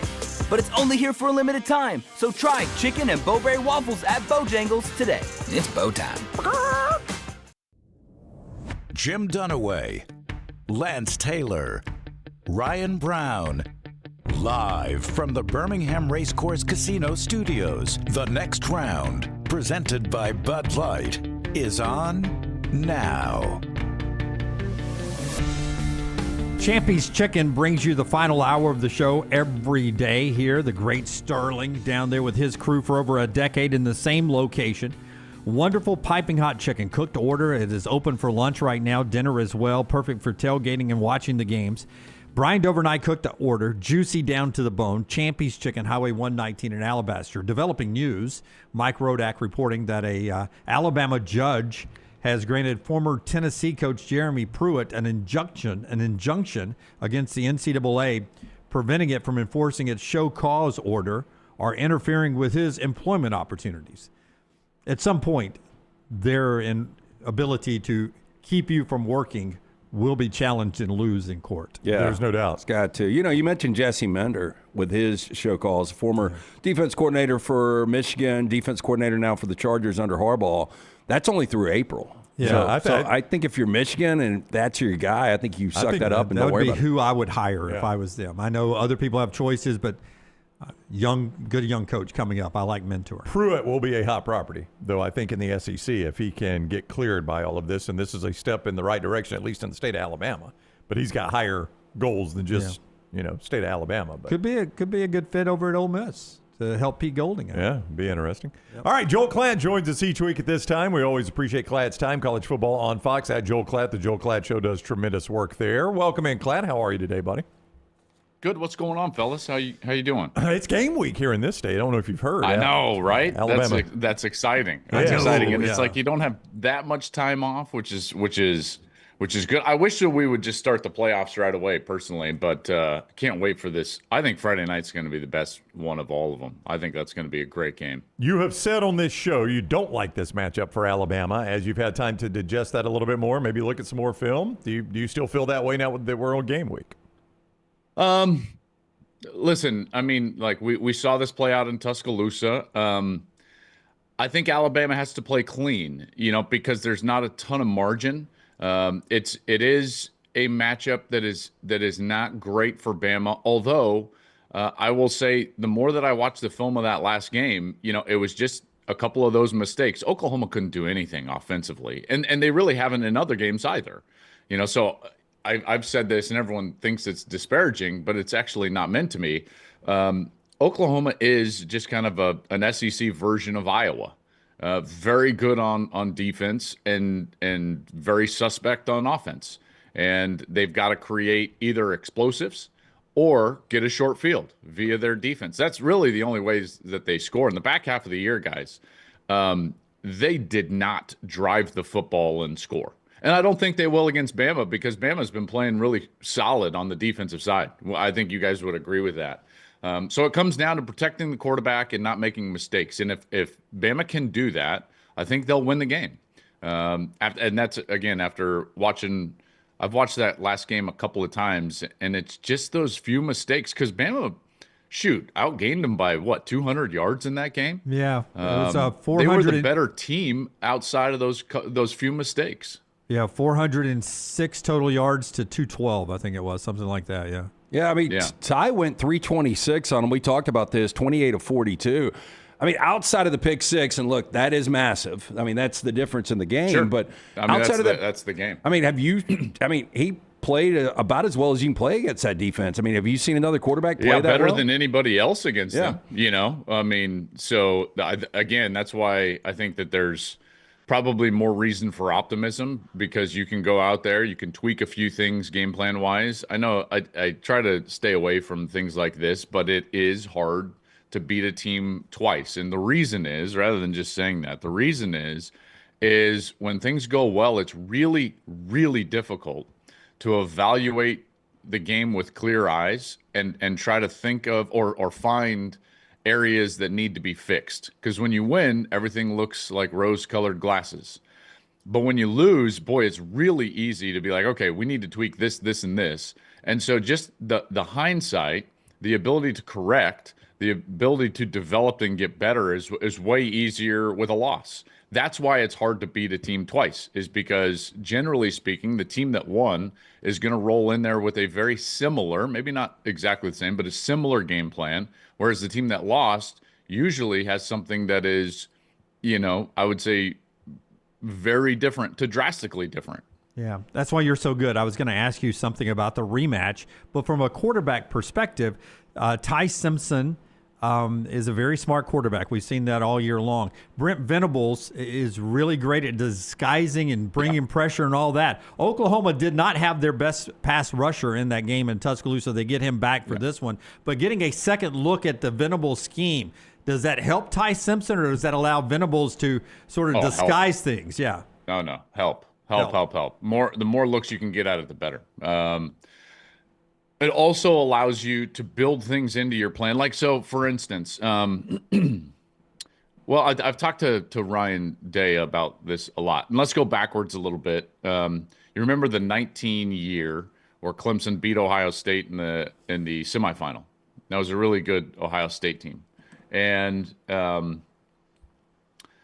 do I say this? Like, Brent has a reputation of wanting to see what you signal. Yeah, he's known as the best sign stealer in the game. Lane Kiffin talked about it before. Now, obviously, some of that's reduced by the in-helmet communication, right? Absolutely, it is. Yeah. There's no doubt. That doesn't mean, though, that he doesn't want to see your formation. Right. Right. So he wants to see. Gary Patterson was like that at TCU for years, and he wants to call his defense accordingly, which is fine. So what Ohio State did then for the next year in the semifinal is they incorporated a different style of operation and a different tempo of operation when they played Clemson in the national semifinal the next year in 2020.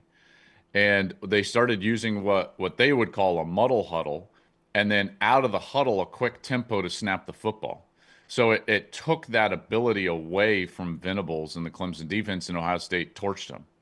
That's something I don't know why more people don't do that against Venables and other coordinators that utilize the same. Morgan Scalley does the same thing at Utah. So there's other coordinators that want to see it and then call it. And I think that messing with the tempo of the way that you operate and allowing your quarterback to get a second look at the type of disguises. Because listen, defenders are defenders for a reason. Other than Caleb Downs, like usually the smarter players on the offensive side. Sorry, I'm not sorry. And, there's only a few different ways that you can disguise all of those similar looks. And there's only so many coverages that you can run. So the more times you get a look at it, the better. And I think Ty will be better because of that. The coaching staff will be better because of it. So look for two things. Look for the quarterback and the coaching staff to have a better recognition of what's going on. And then secondly, I would look at the operation of what Alabama does and how they do it and see if there's any small differences. Because I think the quicker tempo you use out of the huddle, the more advantageous for your success as an offense. Normally when you have a game right around a pick, Alabama's a 1.5-point favorite. It comes down to special teams. And you go back to that game in Tuscaloosa, missed 36-yard field goal. They gave up 46-yard punt return. Ryan Williams had a fumble on a punt return. Yep. Then you throw in Meanwhile, Oklahoma's great on special teams. Tate Sandell doesn't miss kicks. So, how important do you think special teams will ultimately be this Friday night? Vital. It's so difficult. Because all the attention, well, I shouldn't say all the attention, majority of the attention is going to be focused on the offenses and defenses, and rightly so. They're the majority of the game, and yet the most crucial plays generally take place in the special teams. And more specifically in a game like this, because of that style with which Oklahoma plays, where they've got to create short fields, they've got to create explosions. If they don't win the specials, they're in a world of hurt because, again, they're not going to drive. So I remember talking with Urban Meyer about this before the Texas-Ohio State game this year, and we were talking about Julian Sayin and what you would be talking to him about, what you would be requiring him in your game plan to provide you. And I know, listen, Alabama's offense is better than this, and Ty Simpson is more experienced than this. But Urban talked about, listen, when you feel like the other offense is not great, or you believe in your defense, or you think it's going to be a tight game and field position is going to matter, then the goal of every offensive series is just 2 first downs. So he said in 2 ways. One, it's manageable for a young quarterback or for an offense in general. So it doesn't heap too much pressure on the offense in order to go down and score every single play. This is not going to be a 45-42 game. And if you get 2 first downs every possession, eventually you're going to be put into a position where you've got the short field. They're going the length of the field, and you're going to end up scoring because of that. I think that type of mindset could be beneficial, in particular on the road, in what will be, I think, an incredible environment and a difficult environment, and an environment that Alabama did not play well in the last time they were there. They got absolutely run. Now, different team, different coach. I understand all of that. But trying to simplify the objective of every offensive series, I think, can help, and it can lead into more special team success, because those specials won't be put in a position where they're the ones receiving the punt inside of the 10-yard line or having to kick the long field goal. So game management will be important. I think that type of philosophy, that's how I would be looking at this if I was Alabama. Joel Klatt is with us on the Alexander Shunnarah Trial Attorneys Hotline. I hope this is not a storyline, what I'm about to ask you, and I think this is, well, no, I think this is more obvious in college basketball, but it will not be an SEC officiating crew. And do you think that impacts this? Like, these teams are used to playing, especially when they play one another, with an SEC crew, and different conferences call different things differently. They do. I've argued for years that we need a national officiating body. I don't know why we don't do it. It's so stupid. Now we've put all the replay centers in the conference offices, and it's not lost on me, guys, that generally the big brands within the conferences, every conference, this is not a knock against one conference or another. The big brands within the conferences generally get the benefit of the doubt in replay. Have you guys noticed that? Ohio State got the benefit of the doubt from the Big Ten Replay Center. Georgia got the benefit of the doubt from the SEC Replay Center. Come on. Like, so, I mean, like the Ole Miss game or Auburn game for Georgia. Like, what are we doing? There was a play late in the year where Caleb Downs 100% targeting, and they're like, no targeting, but we're going to keep the personal foul on. Well, how can a safety personal foul and not, anyways? So like these types of things happen. You ask about officiating. I think that, do you know what conference they are going to use? I know by rule it can't be the SEC.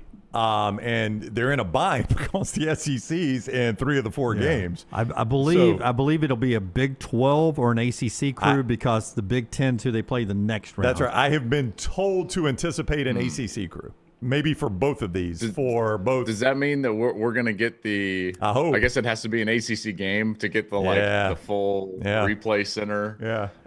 I have been told to anticipate an ACC crew for both of these games. And I don't think it has been. I don't know if that's going to make a huge difference. I would be more concerned if it was an SEC crew, to be honest with you. Yeah.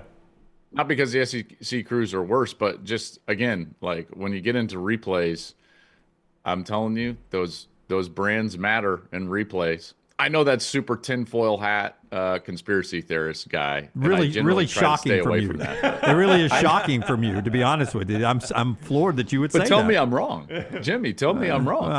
I think you're wrong, but I can't back it up. Listen, every Auburn fan is screaming at you because they're like, "No, Joel, you're exactly right. We saw it in real time in the Georgia Auburn game." Yeah. I think what was that replay at the goal line? Yeah. That took you 5 minutes?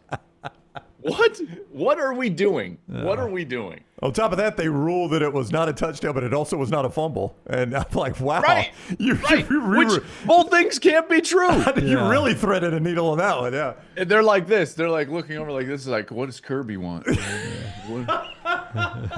Klatt, as good as this Oklahoma-Alabama game should be, I'm just as excited about Miami and Texas A&M. Like, yes. I think it's and especially the way Miami's playing. And this is probably unfair to ask because Carson Beck has been great this last month. But if you're a Miami fan, what concerns you more, Carson Beck or Mario Cristobal?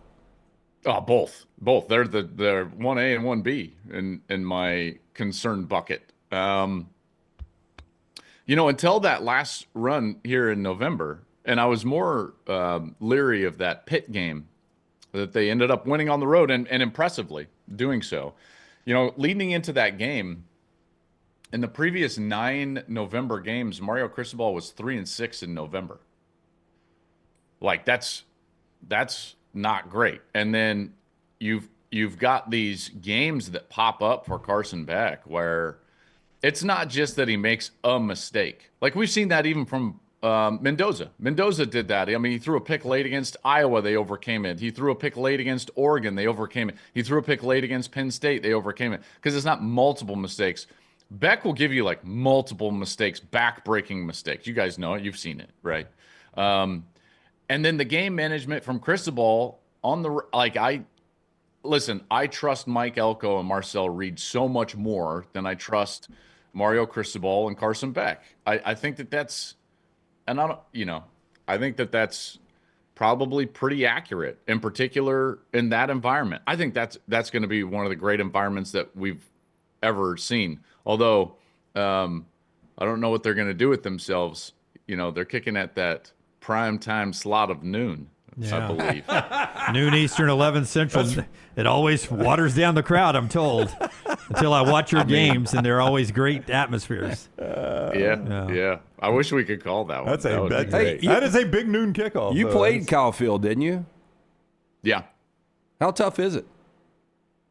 Very. And I'm old enough to play before they closed it in. But it was like 89,000 at the time, I believe.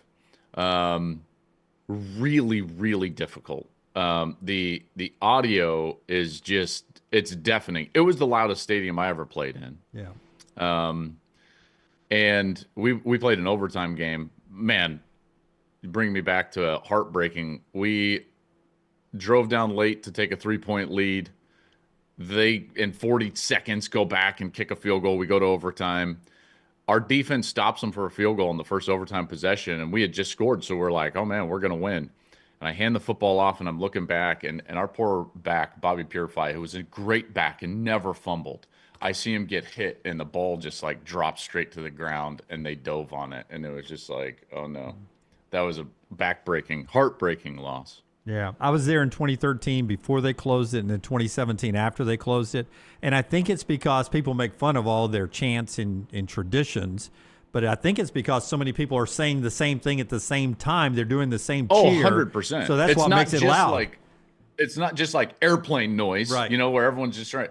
It is 100% the synchronization of all of their stuff that they do. And it's quirky and people don't like it, but man, it makes it difficult to play. And then I ended up calling games there after the fact, obviously, and in the old press box, they would start doing, their whole thing like this, and that thing was shaking worse than any earthquake I've been in Southern California. I was like, hey, man, we might tear Kyle Field down before the demo here. This is wild.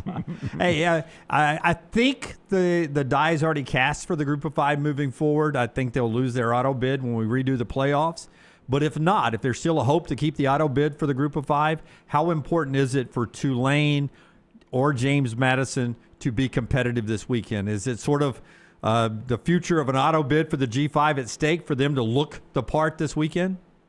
I don't think that it matters. It would help in the sentiment, the public sentiment, but these things are going to be, it will be determined by finances and litigation.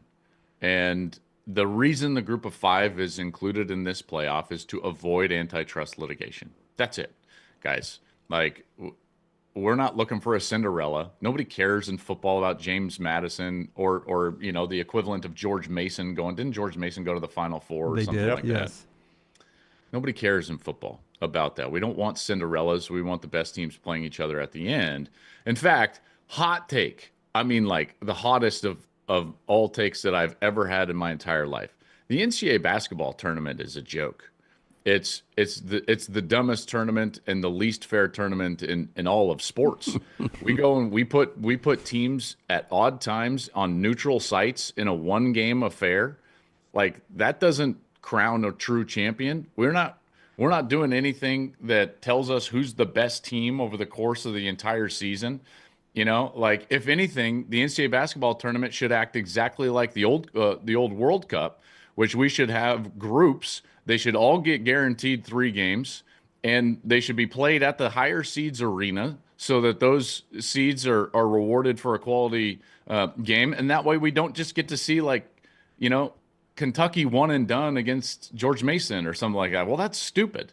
That's stupid. Again, hottest of all takes, but that would make the NCAA basketball tournament far better. Neutral site, one and dones. What are we doing? Yeah, you know who loves that though is CBS. I mean, it's great for CBS. I guess. Well, it It sucks for the fans. CBS paid billions of dollars for it. Yeah. No, I'm with you. True. It doesn't determine, I think more often than not, when we get our football national champion, you're able to look back and say, yeah, it's probably the best team all season. Or, and I think close enough more I'm comfortable so now. with it. Yeah. Yeah. Yeah. I mean, I thought the year Georgia missed a couple of years ago, I was like, when Michigan won, Yeah, I maybe was like, not. man, Yeah. that was a tough one when Bama beat them in the SEC championship game. But that's a hot take. So back to the group of five. I think that in order to separate it out, the group of five will have to be incentivized somehow, and specifically from a financial perspective, to go play their own championship. I think that would be better for them anyways. But if that doesn't happen and they get cut out of the finances, they will sue and will wind up in court, and they'll be in the playoff moving forward. Boy, Klatt not pulling any punches today on collaborative replays or the big dance. That's right, or the big dance. Yeah. Or antitrust No, laws. that was. Yes. I just like the NCAA basketball tournament doesn't do it for me. You have spent a considerable amount of time around the Michigan program. It appears quite messy. Kalen DeBoer has publicly said not interested in going anywhere. I want to stay at Alabama. There are a lot of Michigan fans. My Twitter feed is evidence of that don't buy that. They think he's still going to be the Michigan coach. All that aside, right now where Michigan is, how appealing is this job? Is there alignment? Is there good NIL? Is the messy stuff something that can be cleaned up quickly? I mean, how good a job is this?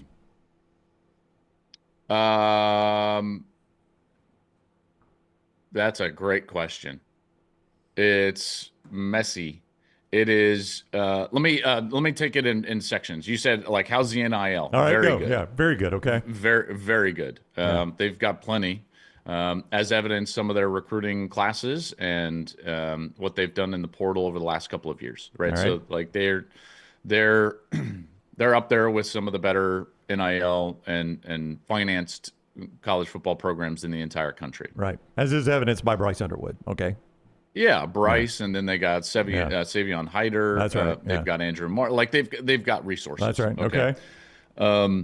The stability, I think, is in question at this point, and not just because of what happened with Sherrone. Like that, put that aside for a moment.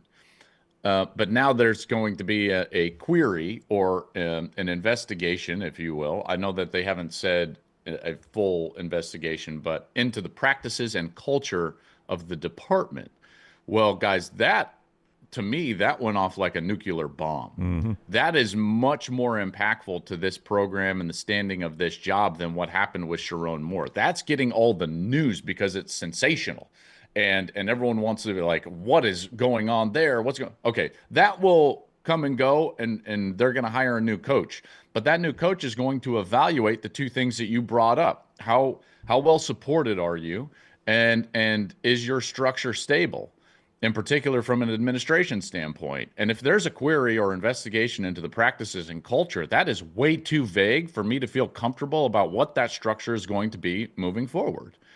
If you want to, guys, if I investigated you three, just for like practices and culture, I could come up with anything.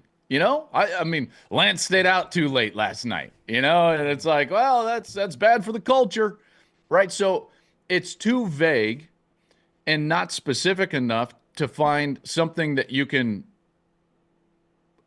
like really lay your hat on and say like these things need to be fixed or so on and so forth. So to me, it reads as the administration may be changing over in the athletic department. Yeah. And so that lack of structure then starts to make the job, I think, from the outside looking in, less appealing, because you want to be hired by the guy that's going to be your boss. You don't want to be hired, then your boss changes over and you're working for the guy that didn't hire you. Nobody in college football wants that. Nobody. And, I think that's going to impact the way that people view this Michigan job, because on its face, it's a great job. It's a top 6 to 8 job in the country. If I told you one team this weekend will play for the national championship, who would it be? There isn't one. James Madison? No. Do you think Texas Tech can play for the national championship? The closest one is Oregon. And it's the only team outside of the 4 first-round byes that I think has a remote chance to make it to the national championship. And that game against Texas Tech should be an incredible game because I think those are 2 really evenly matched teams. But, man, we've got – because obviously they changed the way they do it, like these top 4 seeds, those are – and Oregon, those are the 5 best teams in the country pretty easily. And finally, your thoughts on 44-year-old grandfather Phillip Rivers rolling out there yesterday, and they had the lead with under a minute to go. I mean, that's the thing. He left the field with the lead, guys. Like yep. he won. He did everything he needed to do. Oh, against the second best team in football. That's what I'm saying, dude. It's like that was a great defense he's facing on the road, and the dude walked off the field with the lead after delivering an absolute dime back shoulder fade and getting a field goal. Like that was as good of drama and just entertainment as I've seen in the NFL in a long, long time. The NFL, to be honest, this is another hot take. It can be super stale in the regular season and very corporate. It just can be. You know, it's just like you watch Saturdays and then you watch Sundays and it's just like, you know. God, what happened to positive Joel? So cynical. But you're not wrong. I mean, I'm with Klatt. I love the NFL. I watch it every Sunday. But you're right. When it follows a college football Saturday. But the NFL was so good yesterday. It was. So good. Yesterday, but that's my point, is yesterday was incredible. Yeah. Like watching that game, I'm on the edge of my seat, and I'm normally not on the edge of my seat watching a regular season NFL game. Now, in the playoffs, this is a totally different story, obviously. And there's maybe no better product in all of sports. But you know, it can be corporate and stale at times during the regular season. I think that you would, but that was must-see sports television, watching Phillip Rivers go out there. Oh, and, you know, he's moving around like a 44-year-old, but dude was making the throws necessary. And here's the thing, that team is probably good enough where if they just get competent play at the quarterback position, they're good enough to win, as evidence that they had the lead late in that game against Seattle. Seattle's really good. Really good. So that was awesome. I loved watching that. Made me immediately think to myself, like, well, maybe no. He's older than you, by the way. I know he is. And you're not a grandfather. I'm 43. Yeah, you're not a grandfather either. Yeah. Who peed in my Cheerios? Brought to you by. How sore at 43 would you be today if you played 60 minutes in the NFL? I hit 25 drivers on the range yesterday to try to straighten things out. I woke up this morning. I was like, I can hardly move. What are we doing? You fighting a hook or a cut? I always fight a cut. I play a little baby cut. And, I saw Cannell, by the way, at the Big Ten championship game. And he's like, hey, man, I'm going to be out in Southern California. I said, anytime. Anytime. Bring your clubs. Bring your clubs and a stacked wallet. Taking that guy out. He is Joel Klatt, college football on Fox. He'll be back with us next Monday, our last visit with him before Christmas, reacting to all the games. I assume your schedule allows for that. I should not have announced that. I think so. Okay. It should. All right. It should. If not, we'll figure it out. I'm almost certain. Okay. Klatt, thank you. Enjoy the playoffs. Have a great week. Hey, man, enjoy Friday night. This is going to be this is going to be really good. I got Bama. I got Bama covering. There you go. Klatt picks Bama. Yep. For I agree. all you in the chat. Right now. Yeah. Klatt picks Bama. But then they have no shot at making it to the championship they're game. not playing a Big Ten. All these teams this weekend, no obviously. shot. Jim. Like, look. Jim, Indiana has played a big noon kickoff. Hey, if Alabama does make it to Pasadena, can you loan me a hat? No, but I'll come say hello.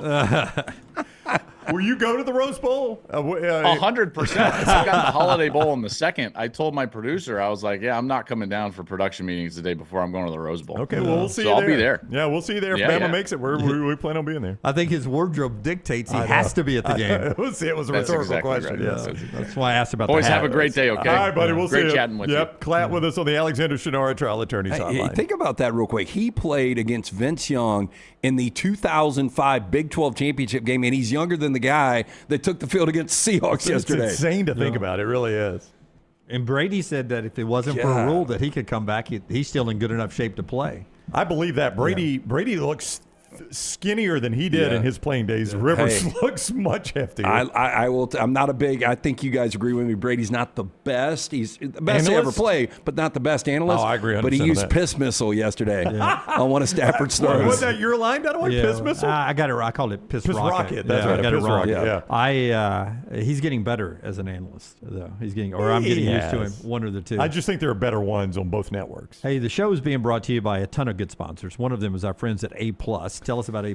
That is my guy, Brad Bell. When it came time to redo the master bath in the Brown house, my wife, Jennifer, jumped on the internet. She scoured the internet looking for the right person for the job. Brad Bell was the guy she picked.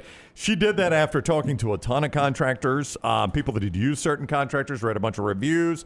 Brad was the guy she picked. I'm glad she did. He did tremendous work in our house. You can see more before and after. Scott shows you mine. You can see more at alabamabathroommodels.com, alabamabathroommodels.com. Brad specializes in master bath, kitchen, and master bedroom closets. That's his specialty. Now, I don't say that's all he does, but it is his specialty for a reason. Number one, you spend a lot of time in those rooms. And number two, you can make your money back a little bit when you go to sell your house. Those rooms pop. So see more. alabamabathroommodels.com or 205-422-1758. alabamabathroommodels.com for Brad Bell. And this holiday season, how about the gift of sight from our friends at Michelson Laser Vision? 205-969-8100. I'm speaking from experience. I was wasting money on the contacts each and every year. If you know someone or if it's yourself, you have the contacts, the glasses, you waste money each and every year. Make the phone call that I made, 205-969-8100. Dr. Mark Michelson, Dr. Jen Michelson, best in the business. Call today. Ask for Amy. Tell her the next round sent you. For more information, michelsonlaservision.com. Follow Scott Forrester on Twitter at ScottForresterTV. We interrupt this program for breaking news from the gators of the litigation situation. Insurance companies have a playbook. I repeat, insurance companies have a playbook. Deny, delay, defend. They know which law firms will fold and settle cheap. They are not on your side. That's corporate greed at work. At Alexander Sonara Trial Attorney, we fight back. We have the resource, the muscle, and the will to take them on. And you don't pay a dime unless we win. They fight dirty. We fight hard. Call 659-777-7777 or hit up alexwins.law. Physical office location, Birmingham. This hour of The Next Round is presented by the Birmingham Racecourse Casino, now featuring 7 days of giveaways with your chance to win a share of up to $125,000. The more you visit the Birmingham Racecourse Casino, the more chances you have to win. Twin Peaks is the best in the game. Here, you're in the red zone for every college rivalry and divisional matchup all season long. I mean, where else are the scenic views as good as your view of the game? Only at Twin Peaks, the #1 sports bar. Hey, let me tell you about our friends at Urology Centers of Alabama. Compassionate and comprehensive urological care with 35 physicians, 17 locations across Alabama. Their patient-centered approach to all of your urological needs. Remember, they've got that new men's health center. It is beautiful, helping men with a wide range of sensitive male issues in a comfortable environment. You can always go online, visit urologycentersalabama.com, schedule an appointment with one of their many urologists today.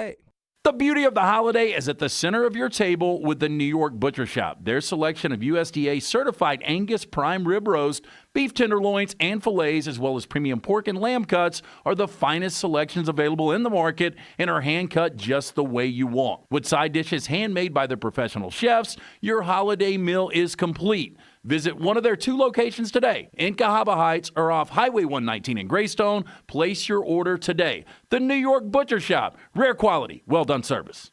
Storm season is here. Make sure you have a plan of action in place right now. Greg from Pell City and Storm Restoration Roofing should be your first call when storms hit. Insurance companies love working with Storm Restoration Roofing because of Greg Nelson's name and reputation in the industry. When storms hit, call Greg Nelson. He's local, 205-542-3531. He's the home of the free no-cost roof inspection. Greg from Pell City on Facebook, 205-542-3531. It's Storm Restoration Roofing. Hey, there's nothing worse than waking up to a plumbing problem. Don't get caught in a flooded house. Call the guys at Hemphill Services. Adam, Chad, and the team at Hemphill are the only ones I trust to fix it and fix it right the first time. Hemphill Services does it right and always at a fair price. For all of your plumbing, cooling, and heating needs, trust the name that Birmingham has trusted since 1954. That is Hemp Hill Services. Call now, 205-229-2090. That's 205-229-2090. Hey, for all of your IT and printing needs, reach out to our friends at Xerox Business Solutions. Look, I'm still one of those old school guys. I print my notes every single day for the show. If you watch the show here on The Next Round, you see all the notes in front of me. From day one, Xerox Business Solutions, they've been with us here at The Next Round. Local for over 45 years. For all of your IT and printing needs, visit XeroxBusinessSolutions.com or call 205-969-3000. That's 205-969-3000. It's bow time. Tired of choosing between sweet and savory? Why not have both? Introducing Bojangles' new chicken and bowberry waffles. The bold Cajun chicken filet you love, now drizzled with a bowberry honey glaze and sandwiched between two warm waffles. Which means your favorite meal of the day just met your new favorite dish. And lucky for you, it's served all day. But it's only here for a limited time, so try chicken and bowberry waffles at Bojangles today. It's bow time.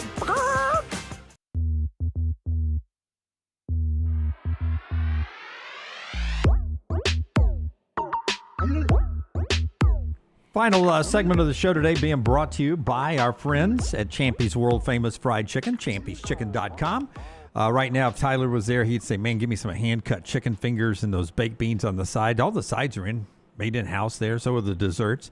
The hand-cut chicken fingers are delicious. That brined overnight fried chicken, the Mississippi Delta recipe tamales, all for lunch or dinner. Highway 119 in Alabaster, Champy's Chicken, and our friends at Fractional Finances. Yeah, if you've got a small to mid-sized business right here in Alabama, maybe Georgia, East Tennessee, or the Carolinas, you're looking for that CFO service designed for businesses that need expertise, call our friend Rod Smallwood at Fractional Financial. Rod and his team provide expertise in cash management, budgets and projections, accounting, payroll, annual reports. Fractional Financial does it all, not your typical contract CFO service. Fractional Financial works with clients face-to-face so they can make those informed, data-driven decisions to get their business to the next level. Contact Rod and his team today, 704-614-2083. That's 704-614-2083, or visit them online, fractionalfinancial.net. Pretty interesting deal here. John Summerall getting Tulane ready for the college football playoffs this week. He's going to be the coach at Florida once he's done coaching Tulane.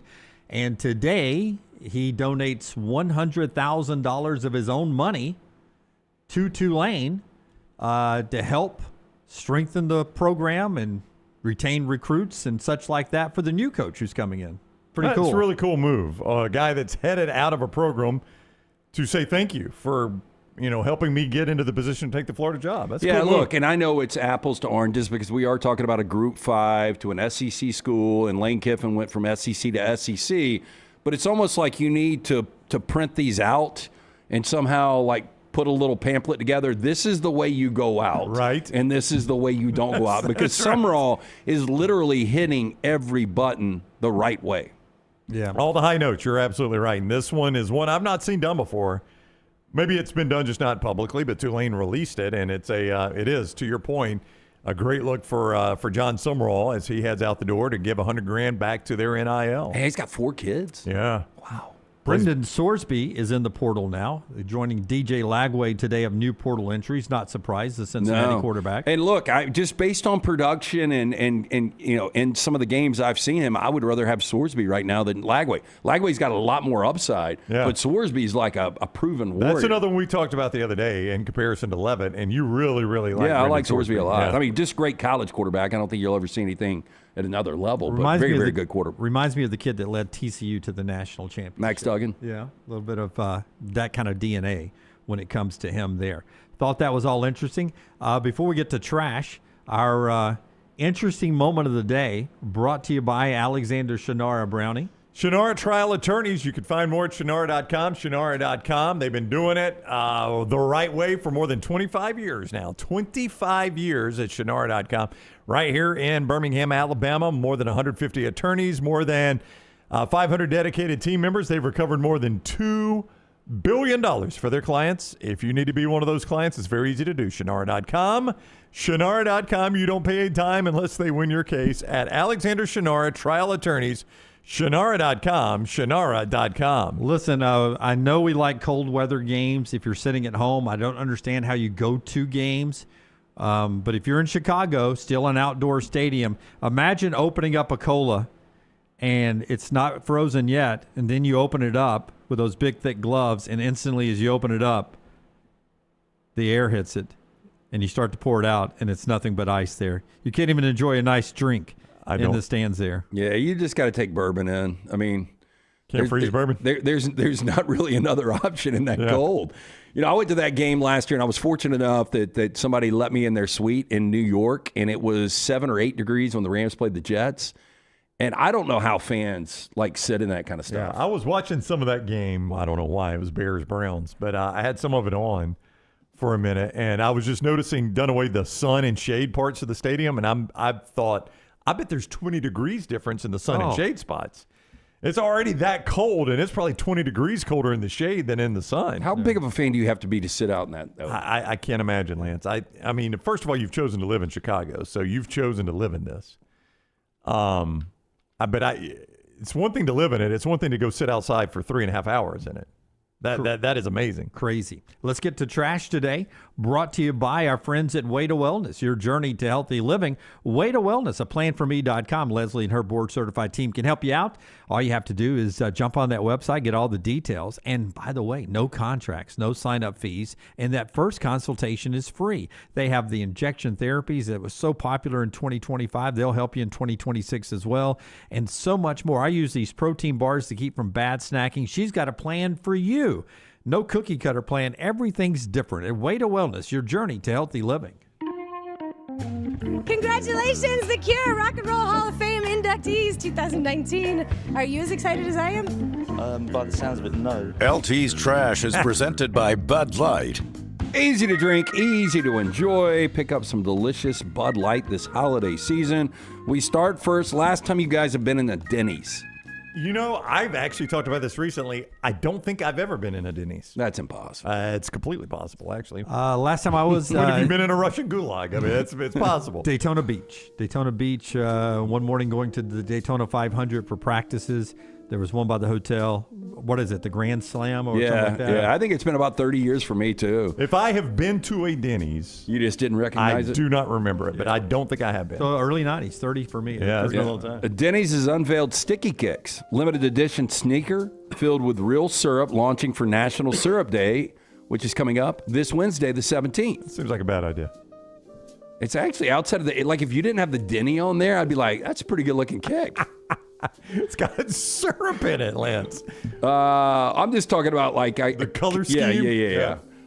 So this is $195. Denny's is getting into the sneaker game. The dinner chain revealed the high top shoes December 10th ahead of the National Syrup Day. December 17th, confirming the sneakers contain real Denny's syrup sealed inside clear side panels. Now, according to Denny's, Sticky Kicks are designed as a collector-focused fashion item rather than practical everyday shoe. So these are going to drop through December 17th. And again, they're $195. You can go to dinnerdrip.com for more information on this. Is Denny's and Waffle House, they would be the same thing? No, Waffle House is... it's just a more complicated menu at Denny's. Yeah, Waffle House is better. It's just simplified, smaller locations. What do you say now? Denny's is more like an alternative to IHOP. Okay, so they're more an IHOP then. Yeah. Waffle House is more in competition with Huddle House. Okay, gotcha. There's no competition. Come on. I mean, Waffle House is very good. Waffle House clears. Yeah. I would tell you that... I don't even know where Denny's is. Do you guys know where Denny's is? I have no idea where I could find one. I used to love going to Denny's as a kid because you could get, the pancakes and... like the eggs and the bacon, and you get a whole meal and pancakes. And pancakes as a side, basically. So then I found out about IHOP and got the same thing there. The only those one pancakes look good. The only one I'm aware of that was close to us to begin with, I cannot promise it's still open. There was one on 65 north of town, like if you're headed to Nashville. Yeah, I know there was one on a Port of Madrid. My buddy Chief used to have Brett's Pawn Shop, and there was one right down the street from that, but I don't know.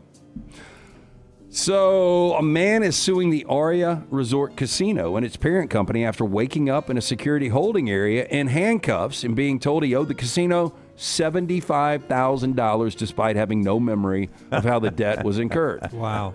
Michael Thompson, 64-year-old licensed attorney and longtime ARIA player, said his memory from last January 23rd, 2024, leaving the high-limit blackjack room with a few $1,000s in chips. Says he next woke up the following morning in a Las Vegas casino security holding pen, handcuffed and facing tens of thousands of dollars in gambling debt from markers he doesn't remember signing. Now, according to his federal complaint filed in U.S. District Court for the District of Nevada, Thompson later learned from his VIP host that he had 8 outstanding markers totaling $75,000.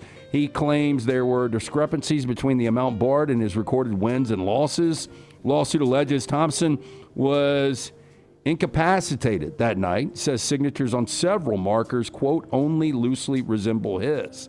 His complaint accuses ARIA and MGM Resorts International of allowing him to continue gambling while allegedly incapacitated, failing to protect him, and unjustly retaining funds obtained under those circumstances. This is a conflict of interest because you want to get, if you're the host, you want your guy to have a good time. Yeah. But where is that line that you draw where, okay, this guy's blackout and he can't make his own decisions? I've seen a couple of really intoxicated guys at a craps table once, and what was the other, 3-card poker, I think it's called.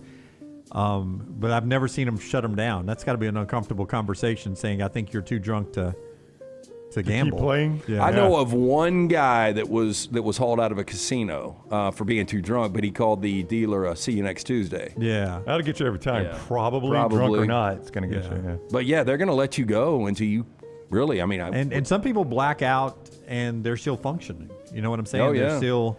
Well, I mean, A lot of people. We've all been around people that eventually end up blackout drunk. And like, I look back on it as the sober one thinking, when did they cross the line? Like, at what point? I was with you all night. At what point did you cross the line? If I remember that, but I don't remember that. Like, I don't think you realize it in real time. Yeah. That they crossed the line. You can realize it when they've gotten all the way to the end, and you're like, okay, they're blackout now. The only time, well, I remember one time in Atlanta, I don't remember anything about that night, but I do remember one time here in town at the Gray Bar, and I remember going back because I'd left my card the next day, and I remember asking the bartender, I was like, so... Was I okay? I sat down, and it was like I sat down, and I knew it was like 11 o'clock, and then it was like last call, and it was like that. And I was like, did you, he literally said this. He's like, actually, I thought you were funnier than you usually are. And I was like, a sure sign. Yeah. A sure sign. No, I remember not long ago having that conversation with someone, not on this show, for people that think I'm not trying to hide anybody. I had that conversation with someone, and they're like, I do not remember anything from last night. And I'm like, you don't remember this? And like, no, I was like, dude, that was way early in the night. Yeah. Nope, don't remember it. And I'm like, I didn't even suspect you were at that point then. Yeah. So, and then I was having to explain. Imagine waking up with handcuffs and $75,000 in markers. Yeah. So a middle school was briefly placed in lockdown after an AI detection system misidentified a student holding a clarinet as a dangerous weapon. I mean, you could beat somebody's skull with that thing. Well, I mean, the way she's holding it looks like a dart gun. Long Childs Middle School went into lockdown on the morning of December 9th after the system detected what it believed was a weapon in one of the school's hallways. Now, according to the Seminole County Public Schools, the alert triggered when a student was seen on camera holding a musical instrument like a firearm, prompting the system to automatically initiate a code red response. In a message sent to families, Principal Dr. Melissa Laundy said the student was walking through the hallway with the clarinet, holding it in a way that caused the automated system to classify it as a possible weapon. Now, police also released a statement on its Facebook page calling the code red a, quote, precaution. That's quite a precaution. Yeah. Code red was lifted once staff and law enforcement confirmed there was no gun and the object in question was, in fact, a banned instrument. A band, not a B-A-N, but a B-A-N-D. Oh, that's a dead hit. Yeah. Death by Jazz. This is one of the dumbest stories ever, but a Swedish musician spent 6 months working to accomplish, quote, the worst and coolest thing he's ever done, teaching an octopus to play piano. Well, I mean, an octopus, excuse me, I am not blackout drunk. An octopus could play a mean piano, man. Eight tentacles? Can you imagine all the keys you could hit with 8 tentacles? Mateus Krantz, YouTuber, whose content usually revolves around musical instruments. He modifies and plays, posted a video to the platform detailing how he taught an octopus named Takoyaki. Takoyaki. Japanese for octopus balls. Okay. All right. Here we go. To play piano. Now, Krantz told the Washington Post that takoyaki, is that it? Takoyaki. Takoyaki? Takoyaki. Or taco, for short, from the Portuguese fishery in March, despite a scene in the video where he browses a Korean seafood market for a musical mollusk. Krantz said he took the time to earn Taco's trust, and longer still until he could entice the octopus into using the keyboard he designed with levers for the octopus to pull with his tentacles.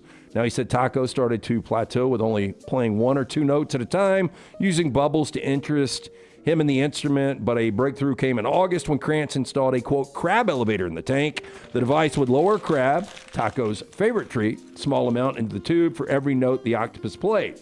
Krantz started playing his guitar to accompany Taco's work on the piano, and he was even able to teach the octopus to play the note progression of Baby Shark, although he did admit the result was a little off-tempo. Yeah. Dare I say he played it in acapella. Dare you say that? Yeah. I mean, it'd be cool to have an octopus if you had a badass tank, but I don't know about it playing piano. Somebody in the chat room said they're really smart. Daniel, octopi are actually really smart. Yeah, I've heard Incredibly smart. Yeah. Are they? Mm-hmm. And that What'd is- they make on the ACT?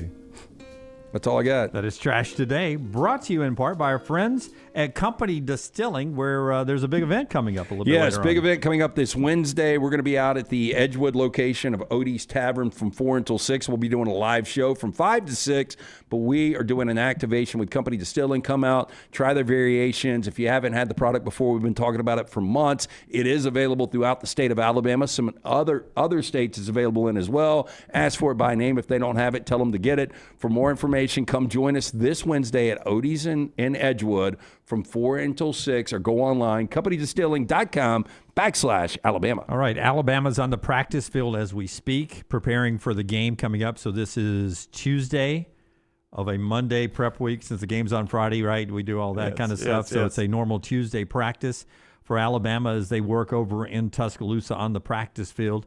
Kalen DeBoer with that announcement yesterday. When it comes to coaching in this playoffs, 1 to 12, and we'll put Chesney at 12, I assume. Well, I mean, Pete Golding kind of got to put Pete Golding at 12. I think you would put Golding at 12. I mean, Chesney just got the UCLA job, so it's not like this guy's a bum. Well, Golding just got the Ole Miss job. Exactly, but Chesney was at least a head coach before. Yeah, I would go. I mean, I agree with Brown here. I think Golding's it's close, never been a head coach. I got to put him at 12. Okay, throw a marker. You got a marker? Rank the 12 coaches. I don't have my dry erase board. Yeah, let's all do it without talking to each other. Okay. Yeah. All right. While we're doing this, Brown, tell us about Alabama Power. Oh, so I'm the one that doesn't get to do the ranking. I will grade your rankings then. Alabama Power. You can do the rankings and do Alabama Power. Alabama Power reminds you, if you've not checked out their new customer tools, you are missing out. They are free. They are easy to use. They help you save money and better manage your electrical service. They've got Rate Advisor. It's like a matchmaker, but for your rate plan. Bill Explainer, helping explain your bill in plain language. And Energy Assistant, connecting customers with savings programs and financial resources when customers need it the most. Check out all 3 tools right now at alabamapower.com. I got the bad black marker. I got to throw it away. You got a bad black marker? Yeah, I had it the other day. I forgot. Yeah. See, it gets really tough because better team this year or better coach, right? When you start debating this. Yeah, I'm going to go by career achievement myself. Yeah, I see what you're saying. Well, I think that's the easiest way of doing it. I'm just going to do it all off hill. Lance is just going to throw them on there. Yeah, I've already erased twice now. 3, 4, 5, 6. I'm not saying this is hard. I'm just making sounds to keep it going. Is it bad? I don't even know the name of the Texas Tech coach. Joey McGuire. Joey McGuire. How far down the list are you now? I mean,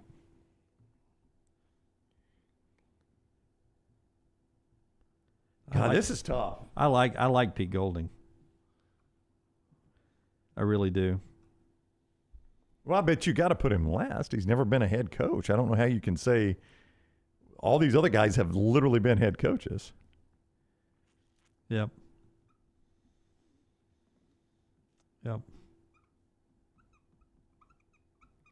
Nobody's finished yet? I've just ran out. I am done. Okay. Walk us through yours. I'm just looking the one I haven't plugged. Oh, there we go. Yeah, okay. So at number 12, Pete Golding. Yeah, I got Chesney. I got Chesney 11. I got Golding 11. I got Cristobal at 10. Wow. Well, I got McGuire at 10. I have got Summerall at 9. I've got Summerall at 9. I have got McGuire at 8. I've got Venables at 7. Venables at 8 for me. I got Lanning at 6. Landing at 5 for me. I got Elko at 5. Yeah. Elko at 6 for me. I got Sig at 4. Sig at 4. I got DeBoer at 3. DeBoer at 3. Day 2. Day 2. Smart. I bet And Kirby's Smart number 1. Yeah. So yeah, I'm a lot like you guys. Yeah. Yeah. Top 4. That's what I was scared about. You guys are now Sig might be number 2 in the next couple of weeks. Oh, the respect I have for him is tremendous, but Ryan Day is Day's won a national. lot of games. I'm going to start with who's won a national championship. Well, I got 2 of those. The most controversial is going to be us having DeBoer ahead of Cignetti right now. DeBoer's coached for a national championship, and Cignetti has not. DeBoer has coached for a Pac-12 championship and an SEC championship. Won the Pac-12, did not win the SEC. Cignetti's coached for 1 conference championship. Yeah, and although we gave him C's to start the show back this year, I mean, DeBoer could easily go to a B with a win here. And an A if they keep winning. Yeah. I went career achievement. If I'm going moment in time, Cignetti is as high as anybody. I mean, he's as high as Kirby right now if I'm going moment in time. But I just went career achievement. Yeah. Let's see. There we go now. Third on the board when we stack up all the playoff coaches. That's why, if you're an Alabama fan, you should be excited about the contract extension that is not yet agreed on or signed, as Chris Lowe is teaming up with Pete Nakos now to report that there is contractual work in the process in Tuscaloosa for Kalen DeBoer. All right, that's our show today. We're back with you tomorrow at 9 a.m. Central Time. Unlocked continues, or are we done with that now for the season? Well, it will continue. We're trying to figure out a time this week. Brock is in the air right now. He can't do it today, but we're trying to figure that out. It'll drop on demand, too. Keep in mind, that's on demand. So keep that on demand. Brock Heward and Unlocked with LT continues on as we continue through the playoffs of the NFL. We'll get a new Bama and Bourbon this week as we get ready for the Friday night game coming up, all on our platform. Set your alerts, give us a thumbs up, and subscribe as we've crossed 30,000 subscribers there. We appreciate you guys so much. Until next time, God bless you, and God bless America.